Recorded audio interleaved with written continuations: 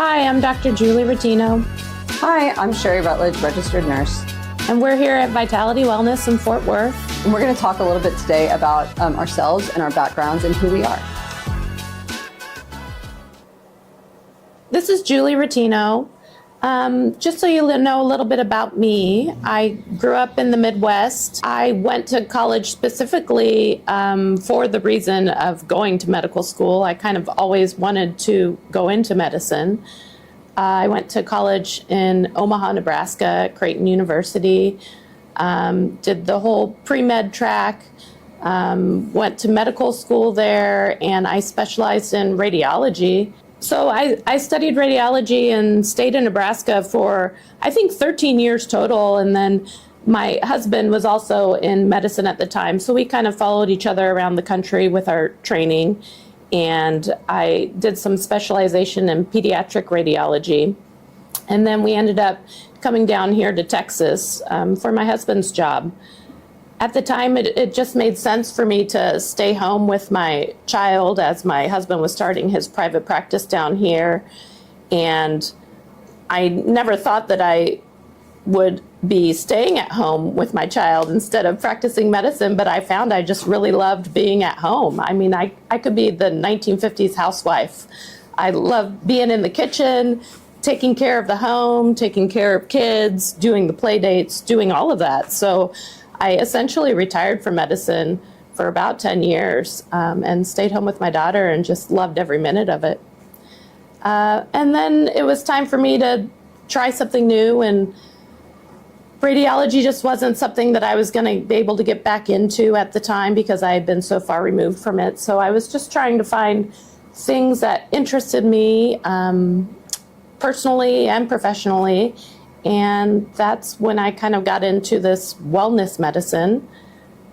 When I spent a lot of time at home, I got really interested in nutrition, exercise, just being healthy, having my family be healthy. And so it just made sense for me to focus on longevity medicine, I guess. I think it's a really interesting field right now because everybody's really invested in their own personal health and longevity right now.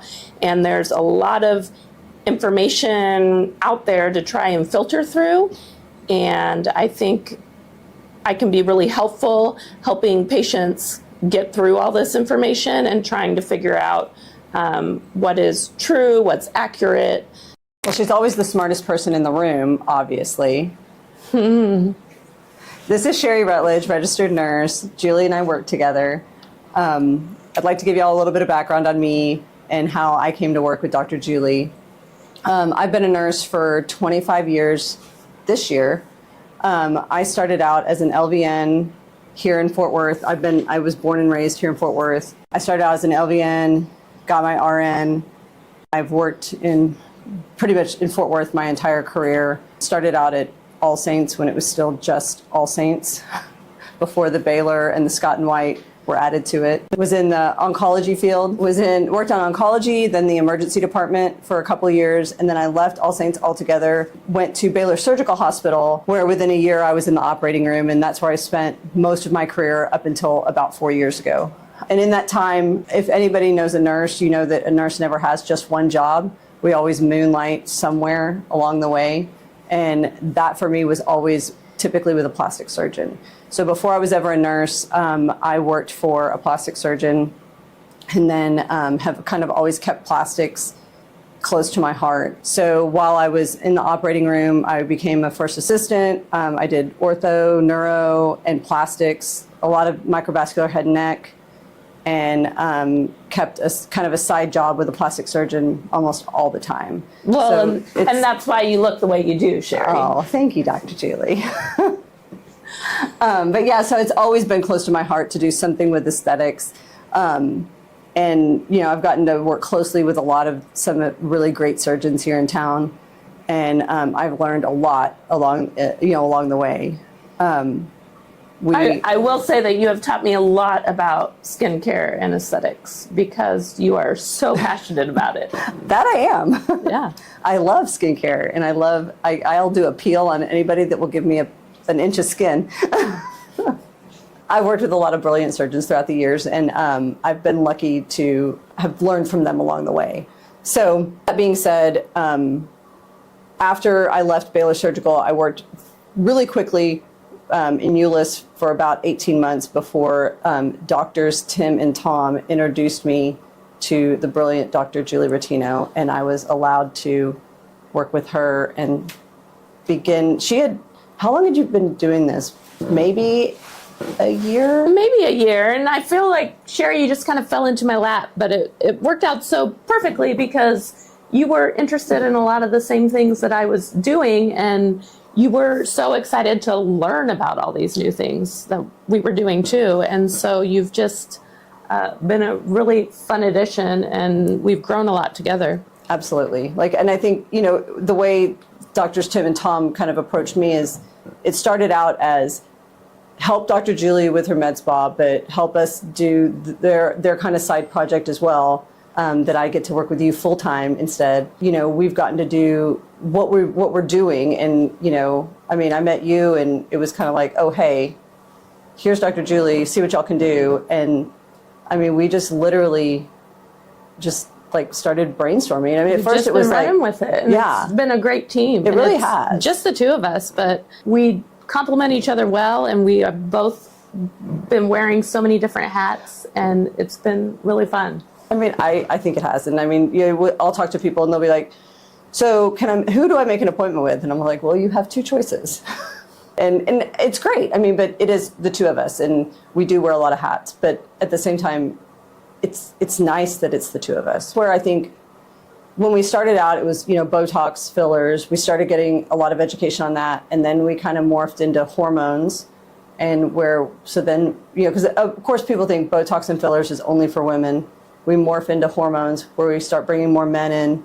And then we added weight loss, which is obviously men and women. And I think it's, I don't know that we're 50-50, but I think we have a lot of men in our practice for both hormones and weight loss. And then as we add more peptides, with the GLPs and then other peptides into our practice, as we learn, we educate our patients as quickly as we can and try to get these things out. Because as we're aging, we find that what ails us as we're aging, or we find interesting as we're aging, it's the exact same thing our patients want. And so we try to spread that information as quickly as possible and get that out to them. And, I think that, we're constantly finding books, finding education, and educating ourselves so we can educate our patients and get them, the newest information that we have. And we kind of have this motto here: we won't give our patients anything that we won't try first. Absolutely. If we find a new procedure, we do hormones. We did it. I had them. I was the first one to get them as soon as we got our training done. And, if we have a new neurotoxin that we're trialing, it goes in our face before we trial it on any other patient. Sherry is always the first one to do something to her face. Absolutely. But it's great because we want to make sure that we love it, and we want to make sure it's safe. Safety is big. And people are worried about it hurting. Is it going to hurt? Is it going to harm me? Is it going to leave a scar? And we're going to be honest. We're going to be honest. If it's going to hurt, I'll let you know. Is it going to, I can tell you, I'm very conservative with our chemical peels, because I've had everything from the lightest chemical peel all the way up to some of the biggest ones. I don't mind walking around looking like a monster with my face peeling. Some people care about those things. It doesn't bother me. I used to walk into the operating room and people would be like, my good Lord, what happened to your face? Those things don't bother me. Some people care. So I have long conversations with patients about what they consider downtime. Downtime for me is completely different than what other people consider downtime. So we have long conversations about what they would consider downtime. And so, and medical grade chemical peels are very different from what you find in a day spa. Okay, let's talk a little bit about Vitality Wellness and what makes us special. I think number one, you got Julie and Sherry. You're going to see one of us or the other one of us. That's right. And that's it. But I love that because you know exactly who you're dealing with. And it's a doctor-nurse team. You're going to have 2 licensed people that are seeing you every single time you walk in. You're not going to get an unlicensed, non-medical person when you come in here. And we communicate about every patient together. Absolutely. We both know everything that's going on with every patient, which I love. Correct. There's never a day that goes by, I think, that we haven't talked, even on the weekends. I mean, we eat, sleep, and breathe this place. We know pretty much everything about every patient. We're always in communication. Even if one of us is out of town or not here, we are constantly talking and knowing what's going on with our group. Weight loss, I think, we do all different kinds of weight loss. We take care of our patients. I think we have great results. I think we do weight loss really well. We check up on our patients often. I think we talk a lot about nutrition, how they can maximize results with their medication. I think we do a really good job of dosing them appropriately and keeping patients feeling good while they're on medications. I think weight loss is really one of our gold stars. Absolutely. We have great outcomes. We have happy patients, and as they're reaching their goals, we're having good outcomes with them tapering back down, keeping happy at their goal weight, and tapering off. And we have great membership programs with our weight loss, which you don't find every place. Correct. Then we have Botox and fillers that, that's pretty standard at most places, but we have a variety of different neurotoxins to choose from. We have Revanase, and we have Versa, which we can do separately, combined. We can talk to you about why you would choose one or the other and how that can work well for you and why you would want to use them. And if you come in and see Sherry specifically for aesthetics, I think, one of the great things she does is she starts with a personalized treatment plan.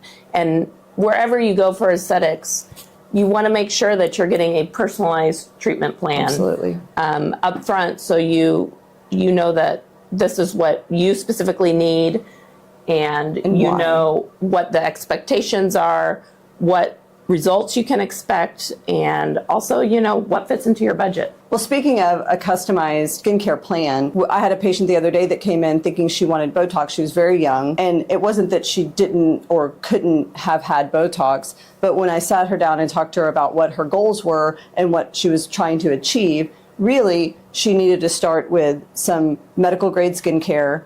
And we did a small amount of Botox, but she really just needed to start with some really great skincare. If you don't start with a good foundation and continue with that longevity-wise, Botox is a immediate fix for a long-term problem. I want to help people have great skin for the rest of their lives, not today.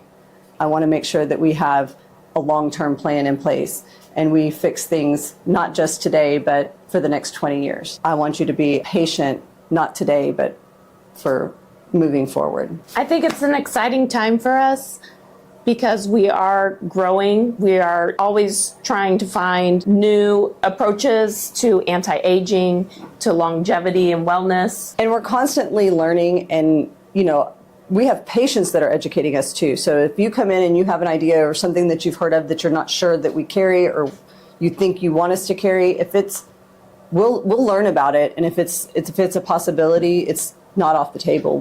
We'll figure it out and we'll work with you. I've had a patient educate me on a peptide, and the next thing we knew, we were teaching. We were educating ourselves about it, and I've been on it for 2 years now.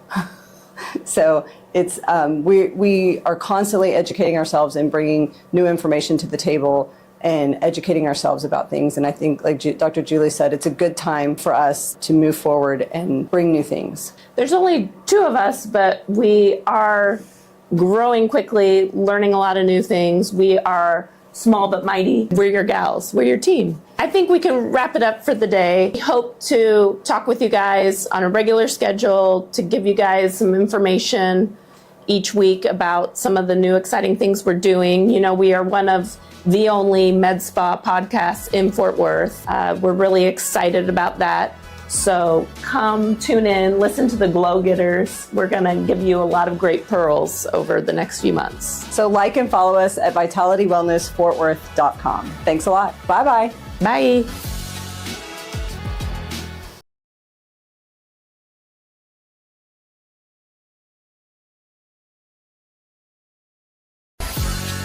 Hi, I'm Dr. Julie Ratino, Hi, I'm Sherry Rutledge, registered nurse.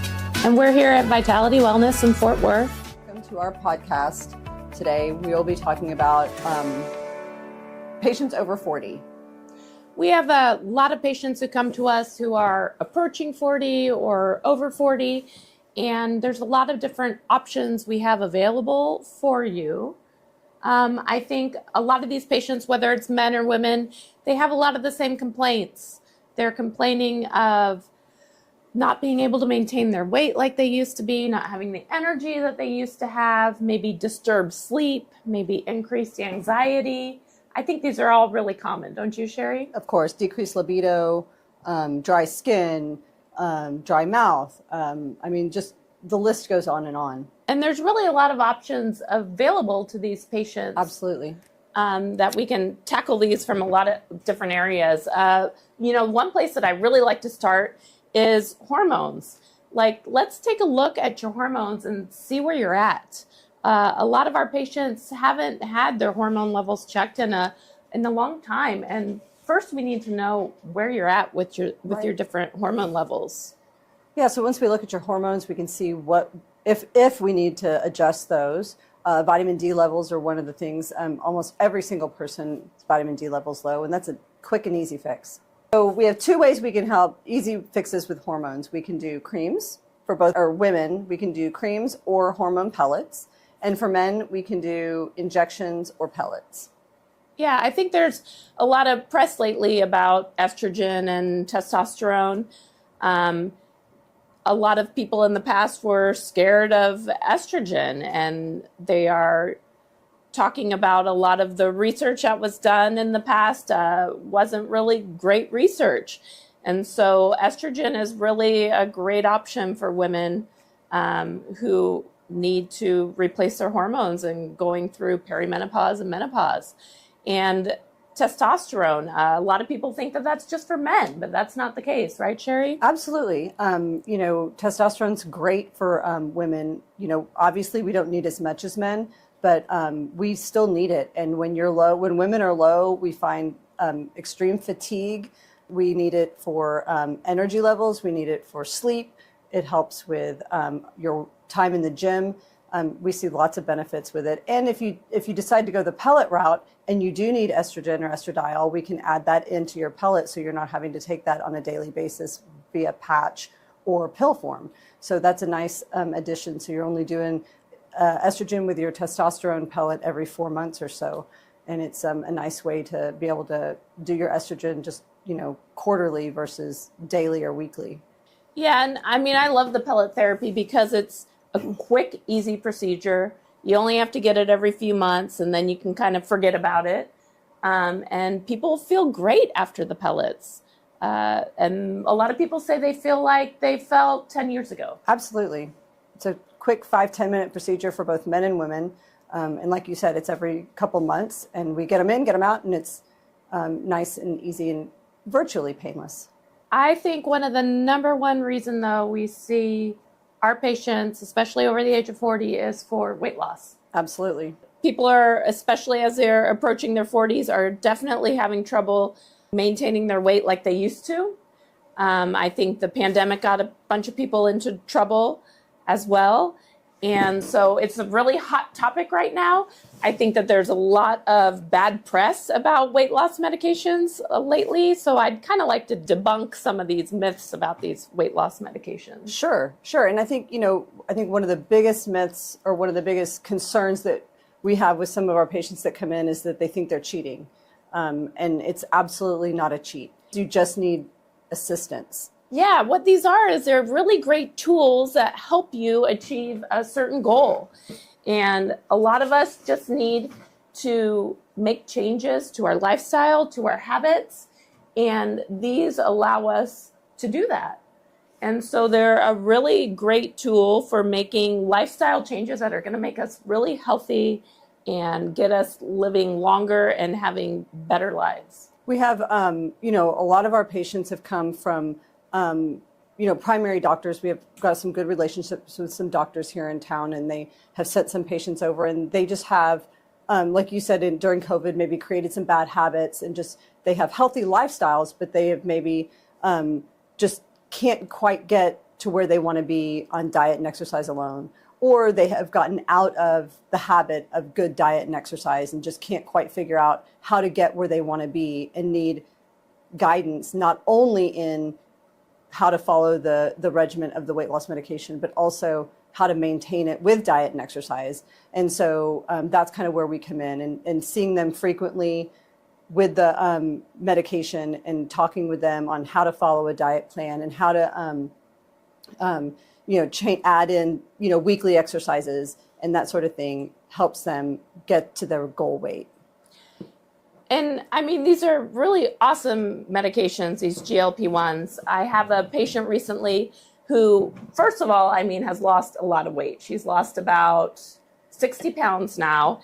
And, she had bariatric surgery several years ago and couldn't lose any weight after her bariatric surgery. It was basically a failed surgery. So that was really disappointing for her. For the first time, she's losing a lot of weight. And then she recently went back to her primary care doctor for her annual blood work. And her doctor was just blown away by everything that's improved on her blood work. Her blood pressure's better. Her hemoglobin A1C is better. I mean, she's in the best health she's ever been in because of this medication. And so everybody's really excited and happy about it. Well, the other really exciting thing about the GLP-1s is a lot of people are calling them longevity medications. They're finding in the research studies that they decrease your risk for heart disease, for stroke, for overall mortality. They are helping with different addiction disorders, which I think is fascinating. They find that it even is helping with knee pain. Every day they're finding new benefits of these medications. That's absolutely right. And, I've got patients that have met their goals and are wanting to stay on it because they feel so good. And they ask, as they get to their goal weight, they say, do I have to come off of this? And I'm like, absolutely not. We can taper you back down to a dose where you're maintaining your weight, you're not gaining or losing. And as long as you feel well on it, we can just continue at that dose where you're, maintaining your weight. And I do think that that's a good topic there, because a lot of people are worried about what if I need to come off this medication? Am I just going to go right back to gaining all this weight back? And that's really not how it works. The way that we work with you is we are helping you to make healthy changes to your habits so that when it's time for you to get off the medication, if you want to get off the medication, that you can transition back to normal life and maintain your weight loss. And I do think that we do a really good job of helping our patients with that transition. So by microdosing our patients, we keep them at lower doses longer, with less side effects, and we're getting great results by doing that. They're still losing weight at a great pace. They're all happy with the result, but seeing less side effects at the doses that they're at. And we've had a lot of patients come to us who have been on these medications and followed the standard dosing protocol and not done well. They've been so sick because of big jumps in doses that then they don't want to be on this medication anymore. And that's really a disaster, I think, because they are great medications, and we don't want you to get scared of these medications because of side effects. Correct. If done correctly, I think you can have very good weight loss with very minimal side effects, and that's our goal. So the GLP-1s are a peptide that people know a lot about, but there's really a whole lot of peptides out there that do a lot of other interesting things other than just weight loss. And Sherry, I know that you're particularly excited about a couple of these peptide combinations that you've personally been taking off and on this last year. Sure. I mean, let's be honest. I'm a peptide whore. I wasn't going to say it. I wasn't going to say it. I will. It's okay. So currently I am taking ipamorelin CJC. That is my go-to. I've been on it for quite some time, and I absolutely love it. It helps me in the gym. And I've actually had people comment on how they've noticed some physical changes in my body just from a standpoint of putting on muscle. So that's been really nice. It's aided in just getting a little bit leaner but also lifting heavier and helping me in the gym. And taking time off of your half marathon. Absolutely. Just 20 minutes. And then the other one that we did while I was training for the half marathon was some TB500 BPC. And that helped with my knees and my joints while training because I don't typically run outside. So when I started training, and then for the nice 13.5 that I did on the streets of Fort Worth, it helped my knees and my ligaments and stuff while I was running outside. And yeah, great overall just for anti-inflammation. And recovery and all the things. But there's peptides out there that are really great for brain health. There's peptides that are great specifically for abdominal fat. I think is pretty cool, and I think we want to try that one ourselves too. You know me, I'll try just about anything. But a lot of exciting peptides you can try right now depending upon what your goals are. Absolutely. And, just give us a call or a shout and see just about what your goals are and where you're headed, and we can see what we've got for you. Well, I think one of the big questions we get a lot, skincare. Well, and they say, Sherry, how do I get my face to look like your face? Be a skincare whore. Yes. So number one, medical grade skincare. I think you have to kind of go big or go home. When it comes to skincare, you can't use grocery store skincare. The line that we use is SkinCeuticals. I think as far as medical grade skincare goes, the most affordable, but you get the biggest bang for your buck. And let's say I don't do anything other than wash my face. Is the bare minimum that I can start doing to start seeing some improvements? So the trifecta for starting out would be vitamin C, which is SkinCeuticals CE. Done anything, anywhere, you've heard of CE Ferlix. That's their number one seller.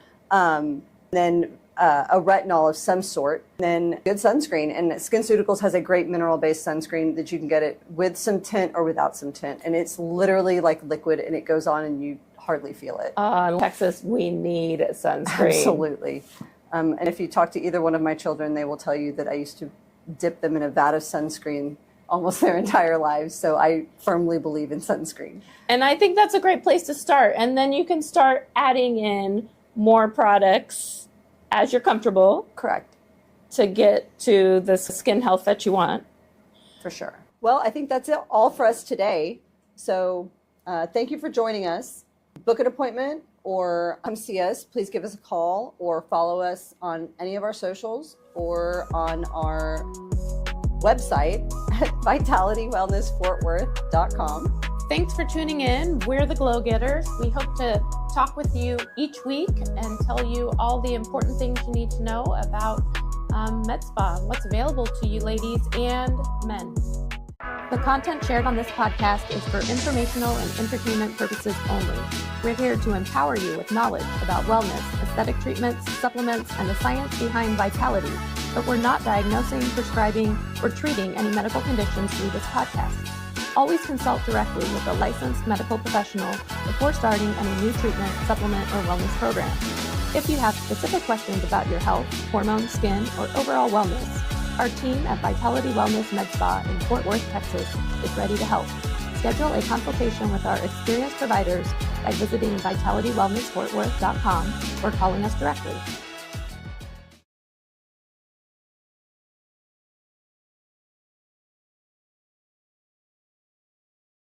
Hey guys, this is Dr. Julie Ratino. And this is Sherry Rutledge, registered nurse. And you're listening to the GlowGetters podcast here in Fort Worth, Texas. So today on our podcast, we are going to talk about a very hot topic. It's all over social media. People are calling and asking about it. We're going to talk about peptides. Dr. Julie, you want to tell them a little bit about peptides? Yeah. So, the first question we get is, what are peptides really? Basically, they're little messengers in the body, and they tell your cells how to behave. They tell your tissues how to heal. They tell inflammation when it's time to stand down. What peptides do really great is they are very smart because they're very targeted. And I think that's one of their greatest benefits is that they have very few side effects associated with them that a lot of the other pharmaceuticals do. And there's a huge variety of peptides. We could not even begin to talk about all the peptides in this short podcast. And I think most people are informed about the GLP-1 peptides, your Ozempic, your Wegovy, your Mounjaro, Zepbound. That's really just a small portion of peptides. So I think we should take this opportunity, Sherry, to maybe talk about a couple peptide and peptide combinations that we personally love and that some of our patients really love as well. Sure. So one of the big combos that we like here and that our patients really like, ipamorelin CJC 1295. You can do those separately or in combination, and BPC 157 and TB 500 separately or in combination. And the BPC 157, TB 500, also known as the Wolverine. Those are both really great peptides. And as we established in previous podcasts, y'all know I'm the peptide whore. And I have personally taken both of, or all four of these in combination when I was training for the Cowtown Half Marathon. And they are amazing and they do amazing things. And I personally like them all. So I'm currently not on them right now. I'm just taking a little bit of a break. Patients love them. I love them. My husband likes them. So I think we can dive into that a little bit more. We can start with ipamorelin CJC, or some people call it ipamorelin CJC, and talk a little bit about what they do, why we take them, why we would prescribe them to someone. Yeah, and I think this combination is really just a good overall peptide. Hits a lot of different areas just to make you feel more energetic, anti-aging overall. Tell me specifically what it does for you, Sherry. So for me, I got some really great sleep quality from it. That was the very first thing I noticed. Very first injection, I slept amazing. Took me a little bit longer, almost like the full first vial. Really noticed the increase. It helps build lean muscle. It helps burn fat. It helps recovery. Those are things like, I don't think people really realize how much it helps recovery until you're on your off month. And then you go to a hard workout at the gym and you're like, oh my goodness, how sore I am. And you realize how much it helped with energy until you're not taking it. And then you realize how quickly you were getting up in the morning when that alarm goes off for your 5 a.m. workout, or great quality sleep you were getting. I feel like when you're taking it, you take advantage of how well it's working, and you don't realize how much you're getting great sleep or how easily you're recovering until you're not taking it. And then when you have those off months, you're like, my goodness, it was working so well. Those are all things that I personally felt I received from it. I did notice muscle gains that I got from it. I mean, it doesn't necessarily curb your appetite, but it does help you build muscle and burn fat in the gym if you watch what you're eating and lift heavy. Me personally, maybe I didn't notice it, but people in the gym were like, what are you doing? What is so different? And why are you putting on so much more muscle than me? And we all seem to be doing the same workout in the gym. And so that was something that people were noticing even before I noticed it myself. And I think the peptide injections are nice and easy to incorporate into your lifestyle. They're an easy injection you can do at home. You do them in the evenings. You make it part of your evening routine. You do it the days of the week that works for you when you're at home, not traveling. I do think that they are easy to incorporate into your lifestyle. Correct. Yeah, 5-night-a-week injection. You can choose any 5 nights you want. Learned it was easy on Sunday night, draw up all 5. That way I knew what nights I was going to do them. And if I remembered, give myself all 5. So that worked well for me. It's a small insulin syringe, so it's a tiny little needle. Like you said, easy to do. You do it right before bedtime, and it just kind of lulls you off to sleep. So they are a synthetic peptide. I mean, I don't know how else to say that it's easy, very few to no side effects, but you can reap some good benefits from it. One of my very favorite patients, he's an older patient, super active, sharp. He loves this peptide, and he calls it now his juice. So he'll say, hey, Dr. J, you got to order me my juice, because it just helps him be that much more active at the age of almost 80. And it's fabulous. So I like to call it the juice. It's great. I mean, we've got several patients, and they tell you need to cycle it. You can be on it for 3 to 6 months and then cycle off of it and back on it. And patients do not like to be off of it. They don't want to be off the juice. Yeah. You need to cycle it, just like our hormones. And we like to help people. We supplement them with NAD or something in between to help them, not feel sluggish while they're off of it. But yeah, nobody likes to be off of it because you do feel really good when you're on it. The guy that I run next to at the gym, while I was on it, before he knew I was on it, he was asking, like, what are you doing? Because I was exponentially faster on the treadmill within a couple months of being on it. So it makes a difference. And I like this particular peptide combination too, because it's really great for men and women. And it's same dosing for men and women. And I have a lot of husband and wives who are both taking it at the same time. And so that's kind of unique to this as a medication, I think. Yeah. So Dr. Julie, now let's talk about BPC 157 and TB500.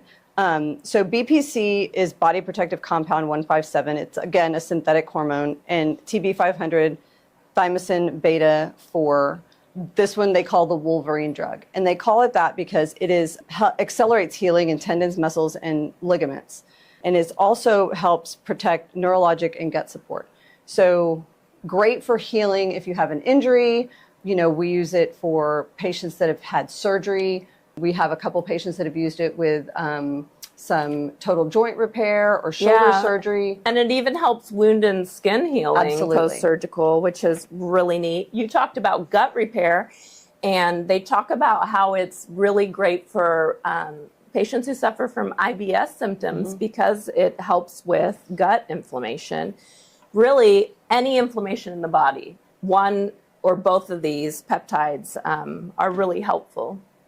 And of course, you know, Sherry has experience with them because she's your everything girl. Tell us a little bit about your experience with them. So I use this, like I said, when I trained for the Cowtown 2025 half marathon, and I don't typically run outside. So I knew that my knees and hips were going to suffer because I had to do a lot of training outside. So I started this, I think I started about 8 or 10 weeks before the Cowtown. And I mean, I sailed. I cut exactly 30 minutes off of my 2023 half marathon time. So, I mean, I 100% put this on peptides. This was not me. This was peptides that helped me get through this. I mean, yes, I had 2 more years of working out and running, but I mean, I believe that peptides helped me get through it because it was almost the exact same course that we ran in 23 that I ran in 25. Yeah, being able to have good recovery after your long runs and to stay injury free. I mean, that's what it's all about when you're in your training. Yeah. I recently just read this article that I thought was fascinating because they're talking about using these anti-inflammatory peptides for women who really struggle with menstrual symptoms or symptoms of perimenopause and menopause.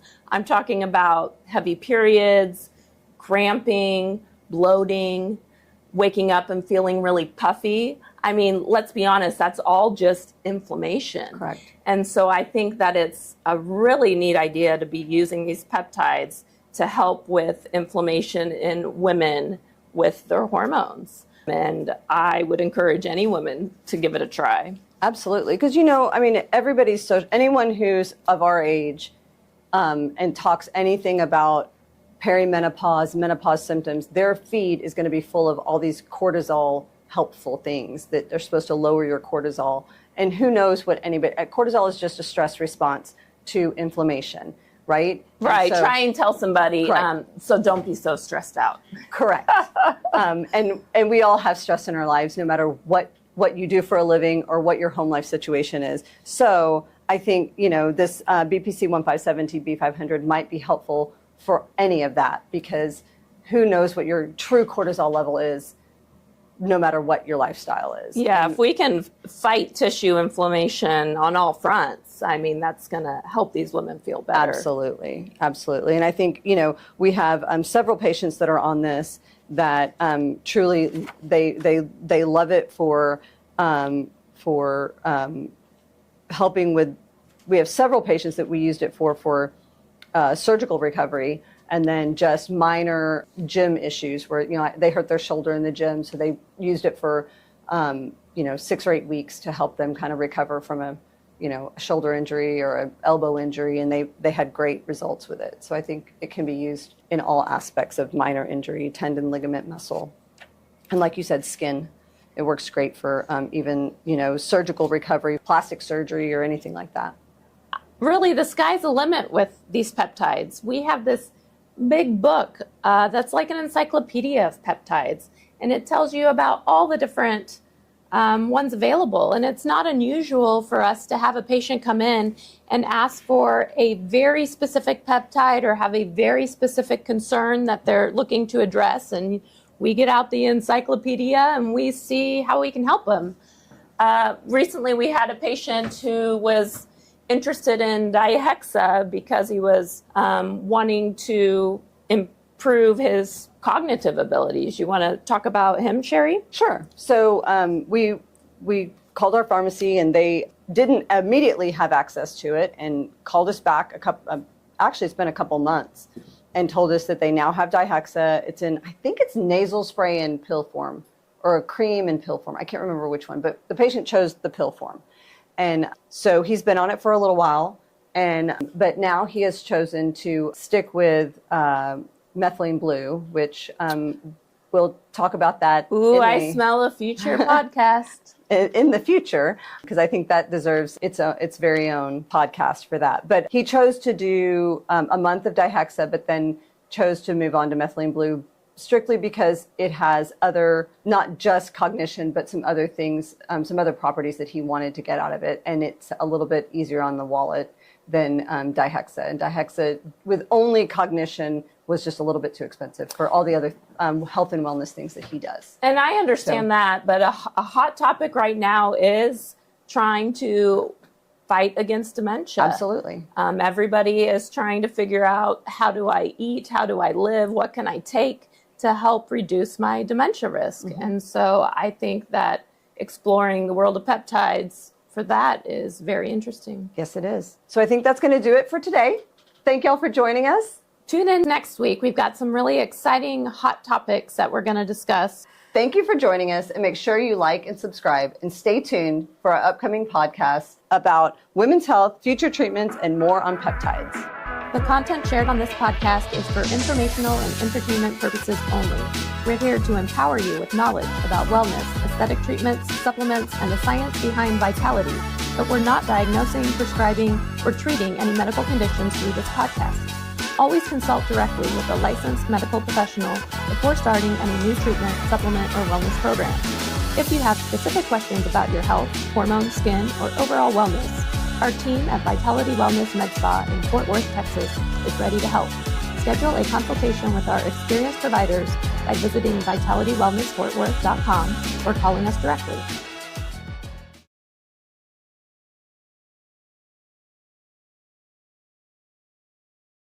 Hey guys, this is Dr. Julie Ratino. And this is Sherry Rutledge, registered nurse.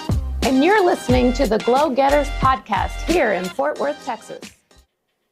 So the inspiration for our podcast today really came from one of our patients who said, I think it'd be really interesting to hear about how you all eat, how you cook at home, what type of nutrition tips that you might have for your patients. And really, it's something that Sherry and I are super passionate about. And it's something that we talk about conversationally in the office all the time. Like, what are you making for dinner tonight? What did you find at the store? How was that new recipe you tried? So I'm actually really passionate about this subject, and I think it'll be a lot of fun for us to talk about it. For sure. I mean, that's seriously what we talk about at work, through text, through the evening, all day. I mean, if you look at our Instagram, that's basically all we're sending between each other is usually recipes. So one of the things that we talk a lot with our patients, especially our weight loss patients, is about their diet with this weight loss. And I do think it's important to make a note that Sherry and I, neither of us have a degree in nutrition, but it's something that we devote a lot of time to educating ourselves about. We are truly interested in it for ourselves, for our families. And so we feel like we do have some good knowledge about nutrition, but we're not specifically telling you that we are trained nutritionists and these are what you should do.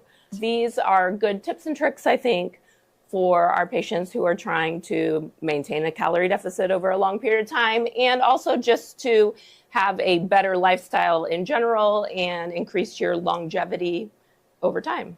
Right, and these are also things that we found that work for us, for our families as working moms, that we've learned to kind of work into our weekends as meal prep during the week, easy ways to like get things done and come home from a day at work to make meals for our families that are also healthy and nutritious and well balanced and keep us in a calorie deficit to help us maintain our goals, but also keep muscle on us, which is what most of our patients are wanting as well.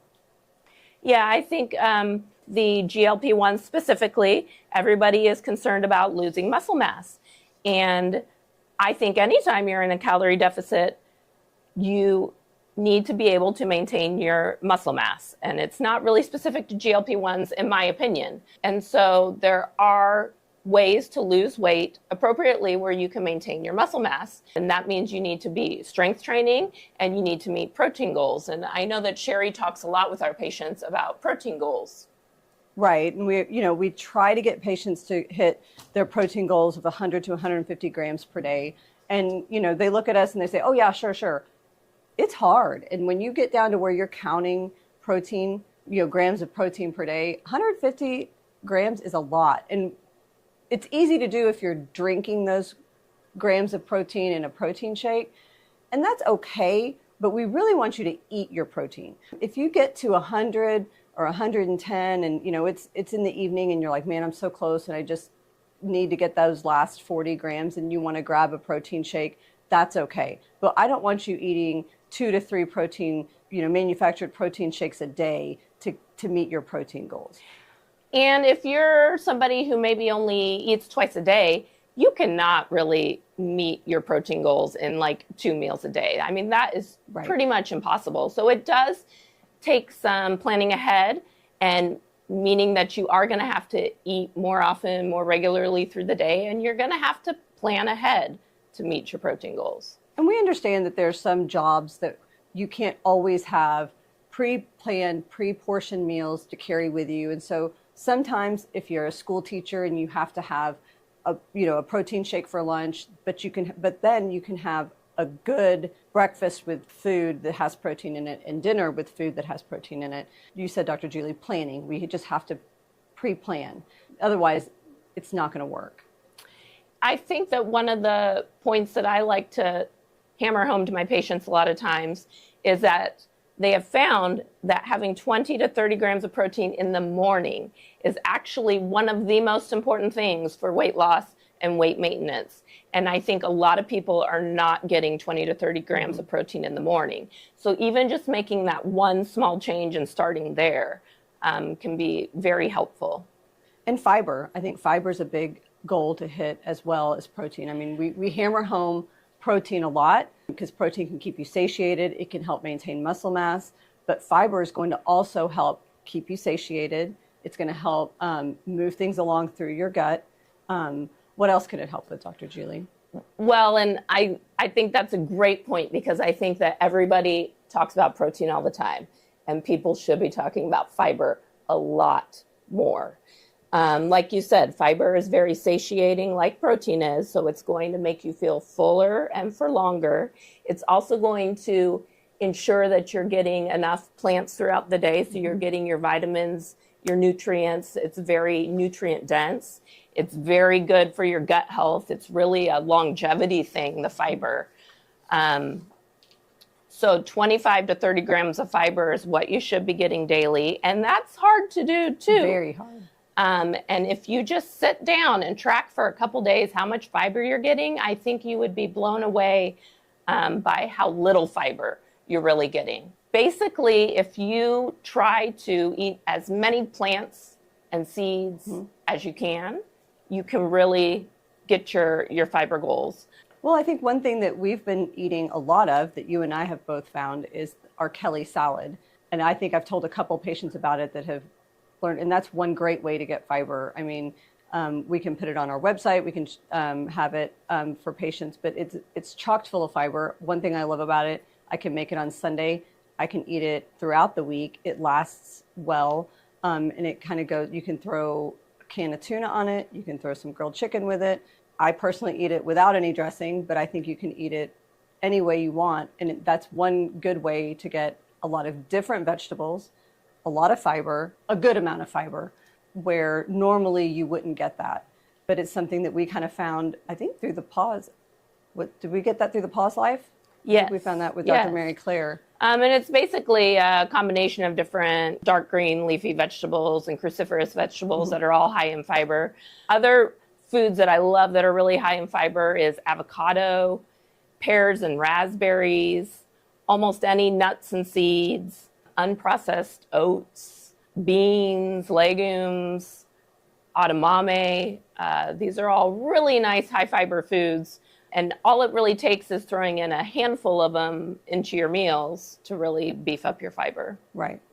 And I think those two things, protein and fiber, adding those to your diet in a calorie deficit can give you some of the biggest bang for your buck when you're starting any new program. So, Dr. Julie, I think one of the biggest questions that people ask is like, what do you do? So how do you meal prep? How do you get ready? Like, what is your weekend? Like, do you do everything on the weekend? I usually have 1 or 2 days where I do a whole lot of meal prep. And what I like to do is I'm very focused on single ingredient whole foods. So I may roast a lot of vegetables, I may roast some meat, I may throw some other meat in the slow cooker. But basically, I take these single ingredient whole foods and I prepare them how I like them prepared, and then they go in the refrigerator. And then when I need a quick meal, I throw together the single ingredient whole foods with a lot of fresh herbs and spices. And then I have a fabulous meal and I can switch it up depending upon which ingredients I pick. And so I'm not eating the exact same thing for every meal. I also have a pretty picky teenage daughter, and she doesn't like overly complicated flavors. And so by having these different single ingredient whole foods to choose from, she can kind of pick and choose what she wants to combine together for a meal too. So for a quick school night dinner, we just are grabbing things out of the fridge and basically throwing them together. Our favorites right now are baby broccoli roasted, sweet potatoes roasted. We love shredded chicken breast in the slow cooker. We like roasted chicken wings with just salt and pepper and garlic. These are just things that I can make and we can change up the flavor profile really easily. And I think it's really important to eat the plants that are currently in season. As we're approaching fall right now, we go to the store and we look at what looks good, what's in season, and I take my daughter with me and we pick what looks good and fresh, and that's actually nutritionally a very good thing to do for your body, and it gets my daughter involved with trying new things and seeing these fun new flavors, and so I think that that's very important to think about as well. Okay, Sherry, I know you're at home with 3 men, so like, what are you doing in the kitchen to make everybody happy? So Sundays are typically my day to prep.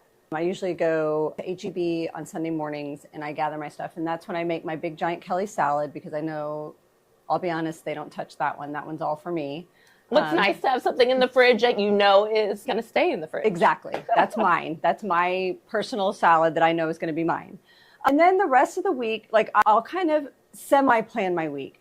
So I kind of think ahead of what we're going to do. I used to literally either cook a whole bunch of meat and vegetables, kind of like you do, but then it got to where the boys wouldn't eat leftovers. So now, as you know, we're sending a lot of information back and forth, like recipes on Instagram. So now I'll kind of look through and pick a few recipes that I think I'm going to make, and I'll buy the ingredients. And if it's something that needs to be marinated, I might marinate that meat and put it in the fridge for later in the week to cook, but I usually don't make it. So I just kind of meal prep it, and then I'll make it. But I always do more than just enough for that meal, so that we'll have leftovers for lunches or the boys coming home, because I have one in college, so he's not home, but I have my 19-year-old eats enough for like 3 grown men. So I have to have enough to feed, basically I'm still feeding an army. So I try to, and a lot of these Instagram meals aren't always the healthiest, so I try to do meal swaps or ingredient swaps. So if something calls for mayonnaise or sour cream, I usually try to swap out some non-fat Greek yogurt.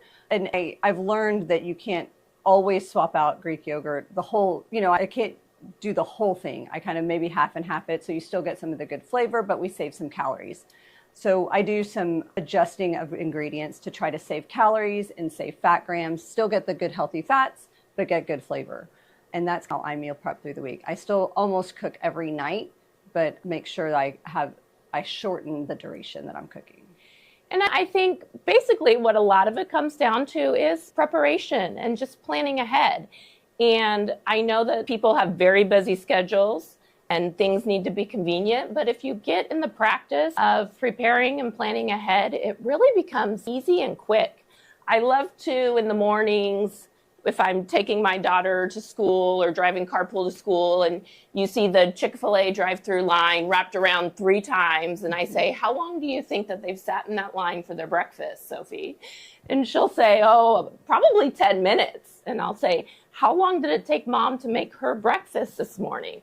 And she's like, well, what, did you use a minute and 30 seconds on the microwave? I said, yes, that's basically how long it took me to make my super healthy, super cheap breakfast of oatmeal, Greek yogurt, pecans, walnuts, blueberries. Easy, cheap, fast.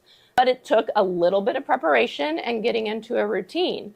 But I think that everybody is very capable of starting to implement those things, and it's really nice for the whole family. Right, and I think my oldest son who's in college, his roommate and him, you can see the difference. And that's one thing when your kids start to leave and they're living with someone that they've never lived with before. And we did a lot of meal prep before he moved away, and he learned to meal prep. And so he would go to the grocery store on the weekend, him and his roommate, and he would come back and start, portioning out the meat that he bought and putting it to marinate and do these different things. And his roommate would just have bought, and his roommate's a very meat and potatoes guy and does not eat a vegetable. And it's just funny when you're living with someone that lives a different lifestyle than you. I would send food with him, and I would always send enough for him to share. And he's like, oh, that's just not his thing. And I was like, okay, I mean, it doesn't hurt my feelings, but I would hate to send something that was not enough for his roommate to eat. Well, I'm used to feeding an army. It is so interesting to learn everybody's different attitudes with their food, and we're all a product of how we grew up. Correct. And everybody has a different story with how they grew up, but that doesn't mean that we can't make good changes now for the future so that we can be a little bit healthier. Well, and now they've lived together. This is their 4th year living together, and Watts dropped 35 pounds because he started meal prepping with Ryan. He still doesn't eat many vegetables, but they're going to the rec center and working out, and he started meal prepping. And which is probably saving a lot of money too. So, they're learning from each other. And I think a lot of patients come to us and they just feel overwhelmed. There is so much information out there, like what should I be eating? What shouldn't I be eating? I have no idea. So I think there's a few simple rules you can follow, and keeping it as simple as possible is a good place to start. One of my favorite authors is Michael Pollan, and he's a professor, and he's written a lot of different books about nutrition. And he has several really basic rules that I love. And the one he's most famous for is eat real food, mostly plants, not too much. And I mean, that's basically what you should be doing. And he also has some other really good basic rules that I like to tell people, like if your great-grandmother has never heard of this food, don't eat it. Right. That means it's probably ultra-processed food. That's not good for you. If you pick up something in the grocery store and it has more than 5 ingredients or ingredients that you don't know what they are, put it back. So very practical things that encourages you to eat real food. We also did a fun thing, remember, Sherry, in the office for a couple weeks where we did the eat 30 plants a week. You have to eat 30 different plants a week. And that can include nuts and seeds, vegetables, fruit, herbs. But we would have a running list each week, Sherry and I, to see if we could hit our 30 different, because it's not even important that you're getting your 5 to 7 servings of fruits and vegetables every day. You need to have a variety really too, because that's what's really good for your gut. And so it's challenging. It's very challenging. To eat 30 different. I think you nailed it almost every week, but I would get to like 26, and I was like, I can't find. But then it's kind of like fun. 4. It becomes a game. Like, Yes. ooh, what can I eat today that I haven't eaten? You know, Exactly. And then it gets you to try some fun new things. But I I'm think like that's a Whole really Foods, fun. searching through the grocery store to find something I haven't eaten yet. Yes, and then you got to go write it down. Yes. On your I have chalkboard my in your giant pantry. chalkboard in my pantry. I know. I'm jealous of that. I need one of those. I told you to find a space, and we'd help you put one up. But if you eat your 30 plants a week, you're probably going to get really good on your fiber goals. Very, very much so. And it's a fun thing to do with kids, too, because Yes. I did challenge my daughter for that one, too. And it's fun. Or eat the rainbow. You know, you try and eat something of every color. This is stuff that's not just for children. It's how us as adults should be doing it, too. Absolutely. So, Dr. Julie, one of the questions we get when people come in is snacking. Is that allowed? Is it okay? Are we against it? Are we for it? What are your thoughts? Snacking, I think, is probably kind of a personal choice. But there's good snacking and there's bad snacking, right? Snacking on ultra-processed foods, no. Snacking on good, nutritious whole foods, I'm all for that. I will always tell patients that a good snack needs to be like a small meal, and that it needs to have all 3 components. It has to have a fat, a carbohydrate, and a protein in order for it to be a satisfying snack. If you only have one of those components, it's not going to satisfy your body over a period of time, and then you're just going to keep reaching for more snacks. So that's kind of what I say about snacking. I personally don't snack much. How about you? I wouldn't say I'm a huge snacker. I think before in my old life when I was running around an operating room, that was the only thing I could do was snack because we never really got meals. But I mean, I'm always for a good snack. I think we've established that we like food and we like nutrition, but I agree with you. I think it needs to have all the components. It needs to have, fat, carbs, and protein. But I think if people deny themselves something, then they're only going to want it that much more. So just have it in moderation and move on. Yeah, I think that's a good point. Last week we had some really delicious pumpkin muffins in the house that one of our neighbors dropped off, and I just love anything pumpkin. So I was like, okay, I really want one of these pumpkin muffins, but for my snack, I'm going to take it, crumble it over my Greek yogurt, add some of my frozen blueberries and some flaxseed, and now I have a really good snack that's got the delicious carbohydrate that I wanted, but it's also now has my fat and my protein, and I feel super satisfied, and I feel just really happy that I got my pumpkin fall flavor. Great. I think another thing that I say in my house a lot is my daughter comes home from school and wants a snack. I say, great, pick your snack. It needs to be from the refrigerator and not the pantry. And I think that's just a good point that snacking should be about real whole foods. Snacking on ultra-processed junk foods, that's not something that we need. Right. And sometimes, like you said, you wanted that muffin, but sometimes we want the junk food. I mean, I love those stupid pumpkin mallow things that are ultra-processed, not good for you, but those are my favorite candy. They are delicious. I love them. But you know what? I have a couple of them when they're in season, which is right now, and then it goes away. Well, no, you know what we do is we buy one bag, and then I put them in tiny little plastic cups, and I put a little plastic cup on Sherry's desk, and she knows that that's her plastic cup for the day, and then the whole rest of the bag is out of sight. That's right. And that's really how we do that. But not, I would go to the grocery store, buy a bag, and it would be in my car, and I'd eat the whole bag. I mean, we're all human. Let's be real. We are all human. We all have cravings. But the thing is, don't deny yourself. It's okay to eat the ultra-processed stuff sometimes. Don't deny it. It's okay. But identify what your tricky situations are and then try and come up with a solution. And for a lot of people, just removing things that are really hard for you to say no to is just the easiest thing to do. And so I don't buy them. Okay, last but not least, exercise. And we do get a lot of questions about exercise, like, do I need to exercise? And how often, how much, what exercise should I be doing? I will start with one, you don't need to exercise to lose weight. If you are really short on time, focus on what you put in your mouth and just focus on that. Don't make time and exercise an excuse. That being said, exercise is amazing for so many reasons, not just for weight loss, weight maintenance, but for mental health, stress, heart health, everything, okay? So Absolutely. yes, exercise when you can find the time. Sherry, I know you're an Orange Theory whore. Tell us about your favorite exercise routines. So I do love Orange Theory. I mean, I've been doing it since 2019. But that's not the only thing that I do. I do weight. I mean, Orange Theory has weights in there. They have treadmill, rowing, and weights. But I do lift weights outside of Orange Theory. And like you have mentioned before, weightlifting is so important in a weight loss regimen. Lifting heavy and keeping the muscle that you have and trying to gain muscle while you're in a calorie deficit is so, so very important. But as we age as well, not just talking about calorie deficit, as we age, I mean, and I'm talking to people in their late 20s, early 30s, 40s, and 50s. This is for longevity. We have to lift weight. I wear a weight vest. I've worn it before it was the cool thing to do.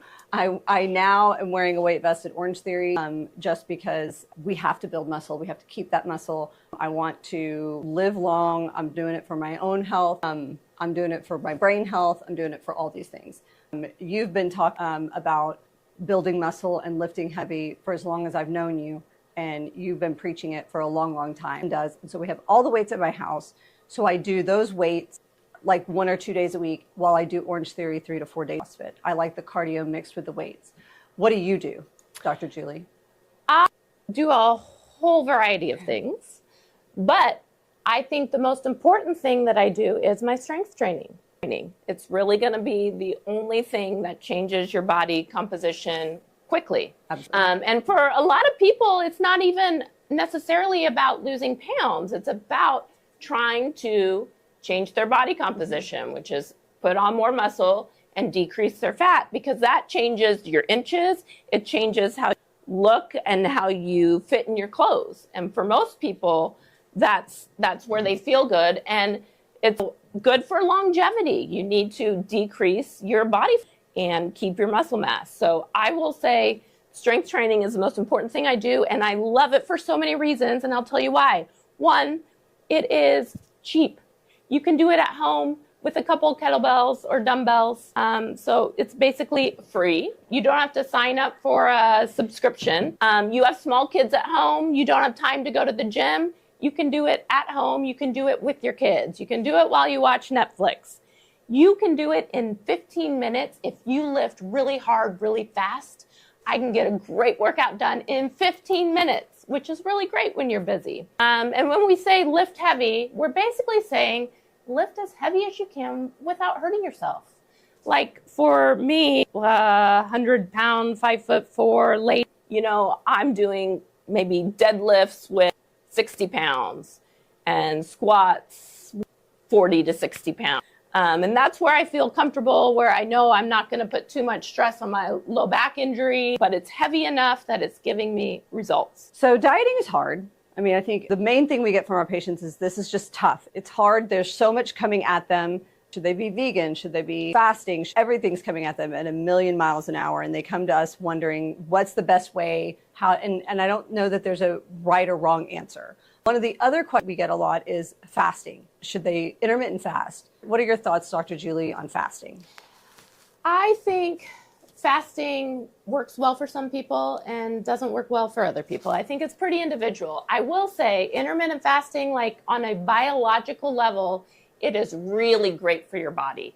And it has a lot of molecular benefits, no doubt about that. For some people, it's hard to fast successfully because then when they're not fasting, they just overdo it. And so you have to see what works well for you. For some people, that's the easiest way to cut calories, and they can break their fast and then have their regular meal and they do okay. And so for them, it is a good option. I did it for a really long time because I really enjoyed it. I really liked the feeling of the fasted state. You can have good focus and mental clarity. Don't waste time planning where you're going to eat when. And, it's logistically kind of easy. The main reason I gave up fasting was because it was just hard to plan with my family. Like, if I want to eat a meal with my family, like, I can't come up with the right 16/8 schedule to be able to eat a meal with my family. And I have my daughter say, like, can't we just eat dinner together?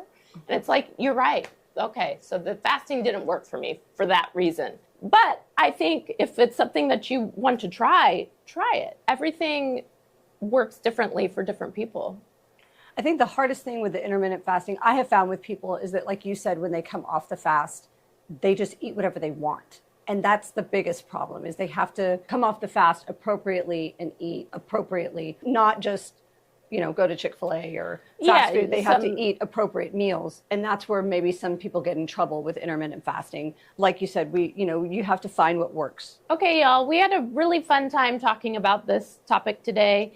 And really, we love when our patients come in and ask us these questions and want to have dialogue with us about nutrition and exercise. We want to be here to help you maximize your results. And we're always open for questions and giving you different suggestions for things that you can implement to be really successful. For sure. And as you know, we love this topic. So if you have questions, concerns, if you want more information from us, we're happy to share. So please feel free to ask us any questions. We're happy to help. Thank you for joining us, and make sure you like and subscribe, and stay tuned for our upcoming podcasts about women's health, future treatments, and more on peptides. The content shared on this podcast is for informational and entertainment purposes only. We're here to empower you with knowledge about wellness, aesthetic treatments, supplements, and the science behind vitality, but we're not diagnosing, prescribing, or treating any medical conditions through this podcast. Always consult directly with a licensed medical professional before starting any new treatment, supplement, or wellness program. If you have specific questions about your health, hormones, skin, or overall wellness, our team at Vitality Wellness Medspa in Fort Worth, Texas is ready to help. Schedule a consultation with our experienced providers by visiting vitalitywellnessfortworth.com or calling us directly.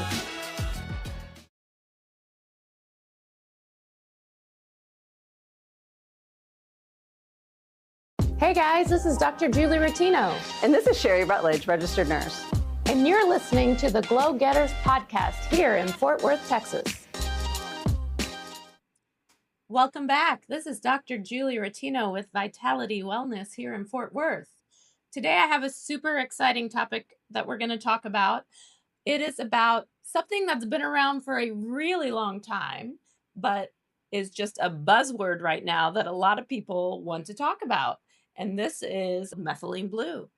I think that there's a lot of confusion, maybe a lot of misinformation about this medication. And people want to know, hey, should I be taking methylene blue? Is this the real deal? And today I'm super excited because not only am I here with Sherry, my favorite nurse, but we also have a very special guest for y'all. And I think I'll let her introduce herself. Hello, my name is Melissa Ingram. I am a pharmacy compound technician. I've managed and trained pharmacies across the nation. I've been in this game for quite a bit, and I'm a huge fan of methylene blue and alternative medication. Awesome. Well, welcome, Melissa. We're super happy to have you here. And methylene blue has been a huge topic here at our clinic. And as everyone knows that's been listening to our podcast, they know that I'm a everything girl. And my husband and I have been taking methylene blue now for 4 or 5 months, yeah, I think. And so I guess let's dive right in. Well, and let me ask you, Sherry, what prompted you to start taking methylene blue? So for me and my husband, it was the memory aspect of it. I know that methylene blue can help with memory and cognition. Yes. And there's another peptide that can help with that, but it's very expensive. And methylene blue is a little bit more easier on the wallet than some of the other cognitive helping peptides. And so my mom was recently diagnosed with dementia and Alzheimer's. And so that's a little near and dear to my heart. And so I wanted to do what I can to help me. And my husband's mom died of complications of Alzheimer's. So we both are trying to do our best to keep it at bay as long as we can. Gotcha. So that's interesting. I did not know that's why you started doing it. And the way that works is that it's methylene blue helps the function of the cells in the mitochondria. That's going to help with your function of memory and focus.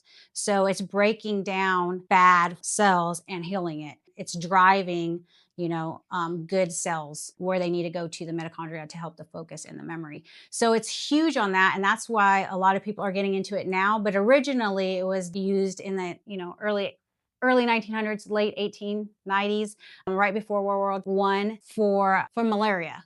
And the FDA came around and they closed that down and got hydrochloroquine. But in that same function, it helps zinc get into those bad cells and heal them. So that's why it has the antifungal, antibacterial properties that makes it like this wonderful drug that can do a vast amount of things. And I think that's something very interesting. You realize that it's been around for a long time and it's still one of the essential medications according to World Health Organization Oh, because it is such a great antimicrobial, yes. antiviral drug. So that alone, I think, speaks volumes about Sure. how powerful this medication Right. can be. Absolutely. So it's not just helping with memory and focus, it can help regenerate organ function. That's why they call it the anti-aging, because it is helping fix cells. So if it's fixing and renewing damaged cells, it's going to be helping in so many different aspects. Correct. And it's not just for the brain. I mean, it helps Correct. all cells all over the body. Mhm. And that's one of the reasons that we chose it, was because it's not super expensive. We're talking what, $120 a month, which I know every month sounds like it could be expensive, but when you're talking about all the things that it Right. can do longevity wise, I mean, it makes it an easier quote unquote pill to swallow. Right. Absolutely. So I think a really important thing for us to talk about now is, let's say you're interested in methylene blue. Where do I get it? How do I get it? How do I take it? I see it everywhere. I can get it online. Do I need to go to a doctor to get it? This is something that I think Melissa Right. would be great talking about. So I would definitely 100% go to a doctor or physician. You need to be under a physician's care while you're taking methylene blue. It is a medication. It is everywhere, so it is easily attainable, and you can try to self dose yourself, which is quite dangerous. It's an extremely potent MAOI medication, which has contradictions with SSRIs. And if you are not speaking with a physician and telling them all your medical history and what medication you're on, this could be a problem. Getting it from a website or unknown place, it's probably cheaper, $19.99 in an oral like suspension. You're taking it sublingually. It's going to dye your teeth blue, and you don't know what's in it. There's no FDA regulations. There's absolutely no regulations at all. We don't even know where it's derived from. So if you're getting it from a compounding pharmacy, under the direction of your doctor, sending it to that pharmacy, they're dosing you correctly, they're titrating you up correctly, you're getting it from a place that has an established vendor that's FDA regulated, and you're under the care of many physicians. So you're not going to have anything like a serotonin syndrome reaction because you're not giving anybody your full medication and history. So it's really, really, really important that you are under the doctor's care. Also, dosing is very important. You can go too high or too low, and we don't want to do that either, because that's going to mess with your mood and your focus. Just as good as medication can be, it can be just as bad if you're not doing it correctly. That's with anything, right? So you have to do it in a regulation with the doctor's care. You know what I'm saying? Like, you need to be dosed correctly. And it's really scary that it's everywhere and you really don't know what you're taking or how much you're supposed to be taking. And you don't want to have blue teeth and a blue tongue. I mean, it is a dye, so you will have blue urine, and that's okay. But at least not your teeth aren't blue, yes, because that could be bad. Yeah, I So- tell our patients all the time, like, don't pee in the pool. right. Because they will know. everybody knows. Absolutely. Don't be in the pool or the hot tub. But right. So I think that's the biggest thing, is that if it is everywhere, and people can get it online, but I don't know what questions they ask. And there's a lot of people that take SSRIs, and I don't think that they understand that this is a medication, and that it can have some serious interactions with their medication if they're not under the care of a physician. Correct. And so, I mean, while it can be a very good medication and it has some great benefits, we don't want it to interact with the medication that they're Correct. currently on. So we have to ask those questions. And if you're just buying things online, number one, you don't know what you're getting. And number two, I don't know if they're asking the appropriate questions. Yeah, and the second scary thing is that when people will tend to go to their doctor and get a prescription and be on it, and then like, I understand it now, I don't want to pay for that doctor or the prescription anymore. Now I know I'm supposed to be on 20 milligrams, every week, forever, whatever they've been doing. And then they go online to get a cheaper version. You still don't know where that drug is derived from, because they're not being regulated, and you don't know how they made it, how it's been micronized. There's a lot of function that goes into the make of this medication. So any medication. So you really need to go to an established pharmacy that is under the rule of some, of state and federal laws, and that is purchasing medication from an FDA regulated manufacturer. If you're not doing that, you don't know what you're putting in your body. You might be dosing yourself correctly because you've been under the care of a doctor prior and you know all of the warning signs, but you still don't know what you're ingesting in your body. So it's really important that you're getting it from your doctor and from your pharmacy that's been recommended from your doctor.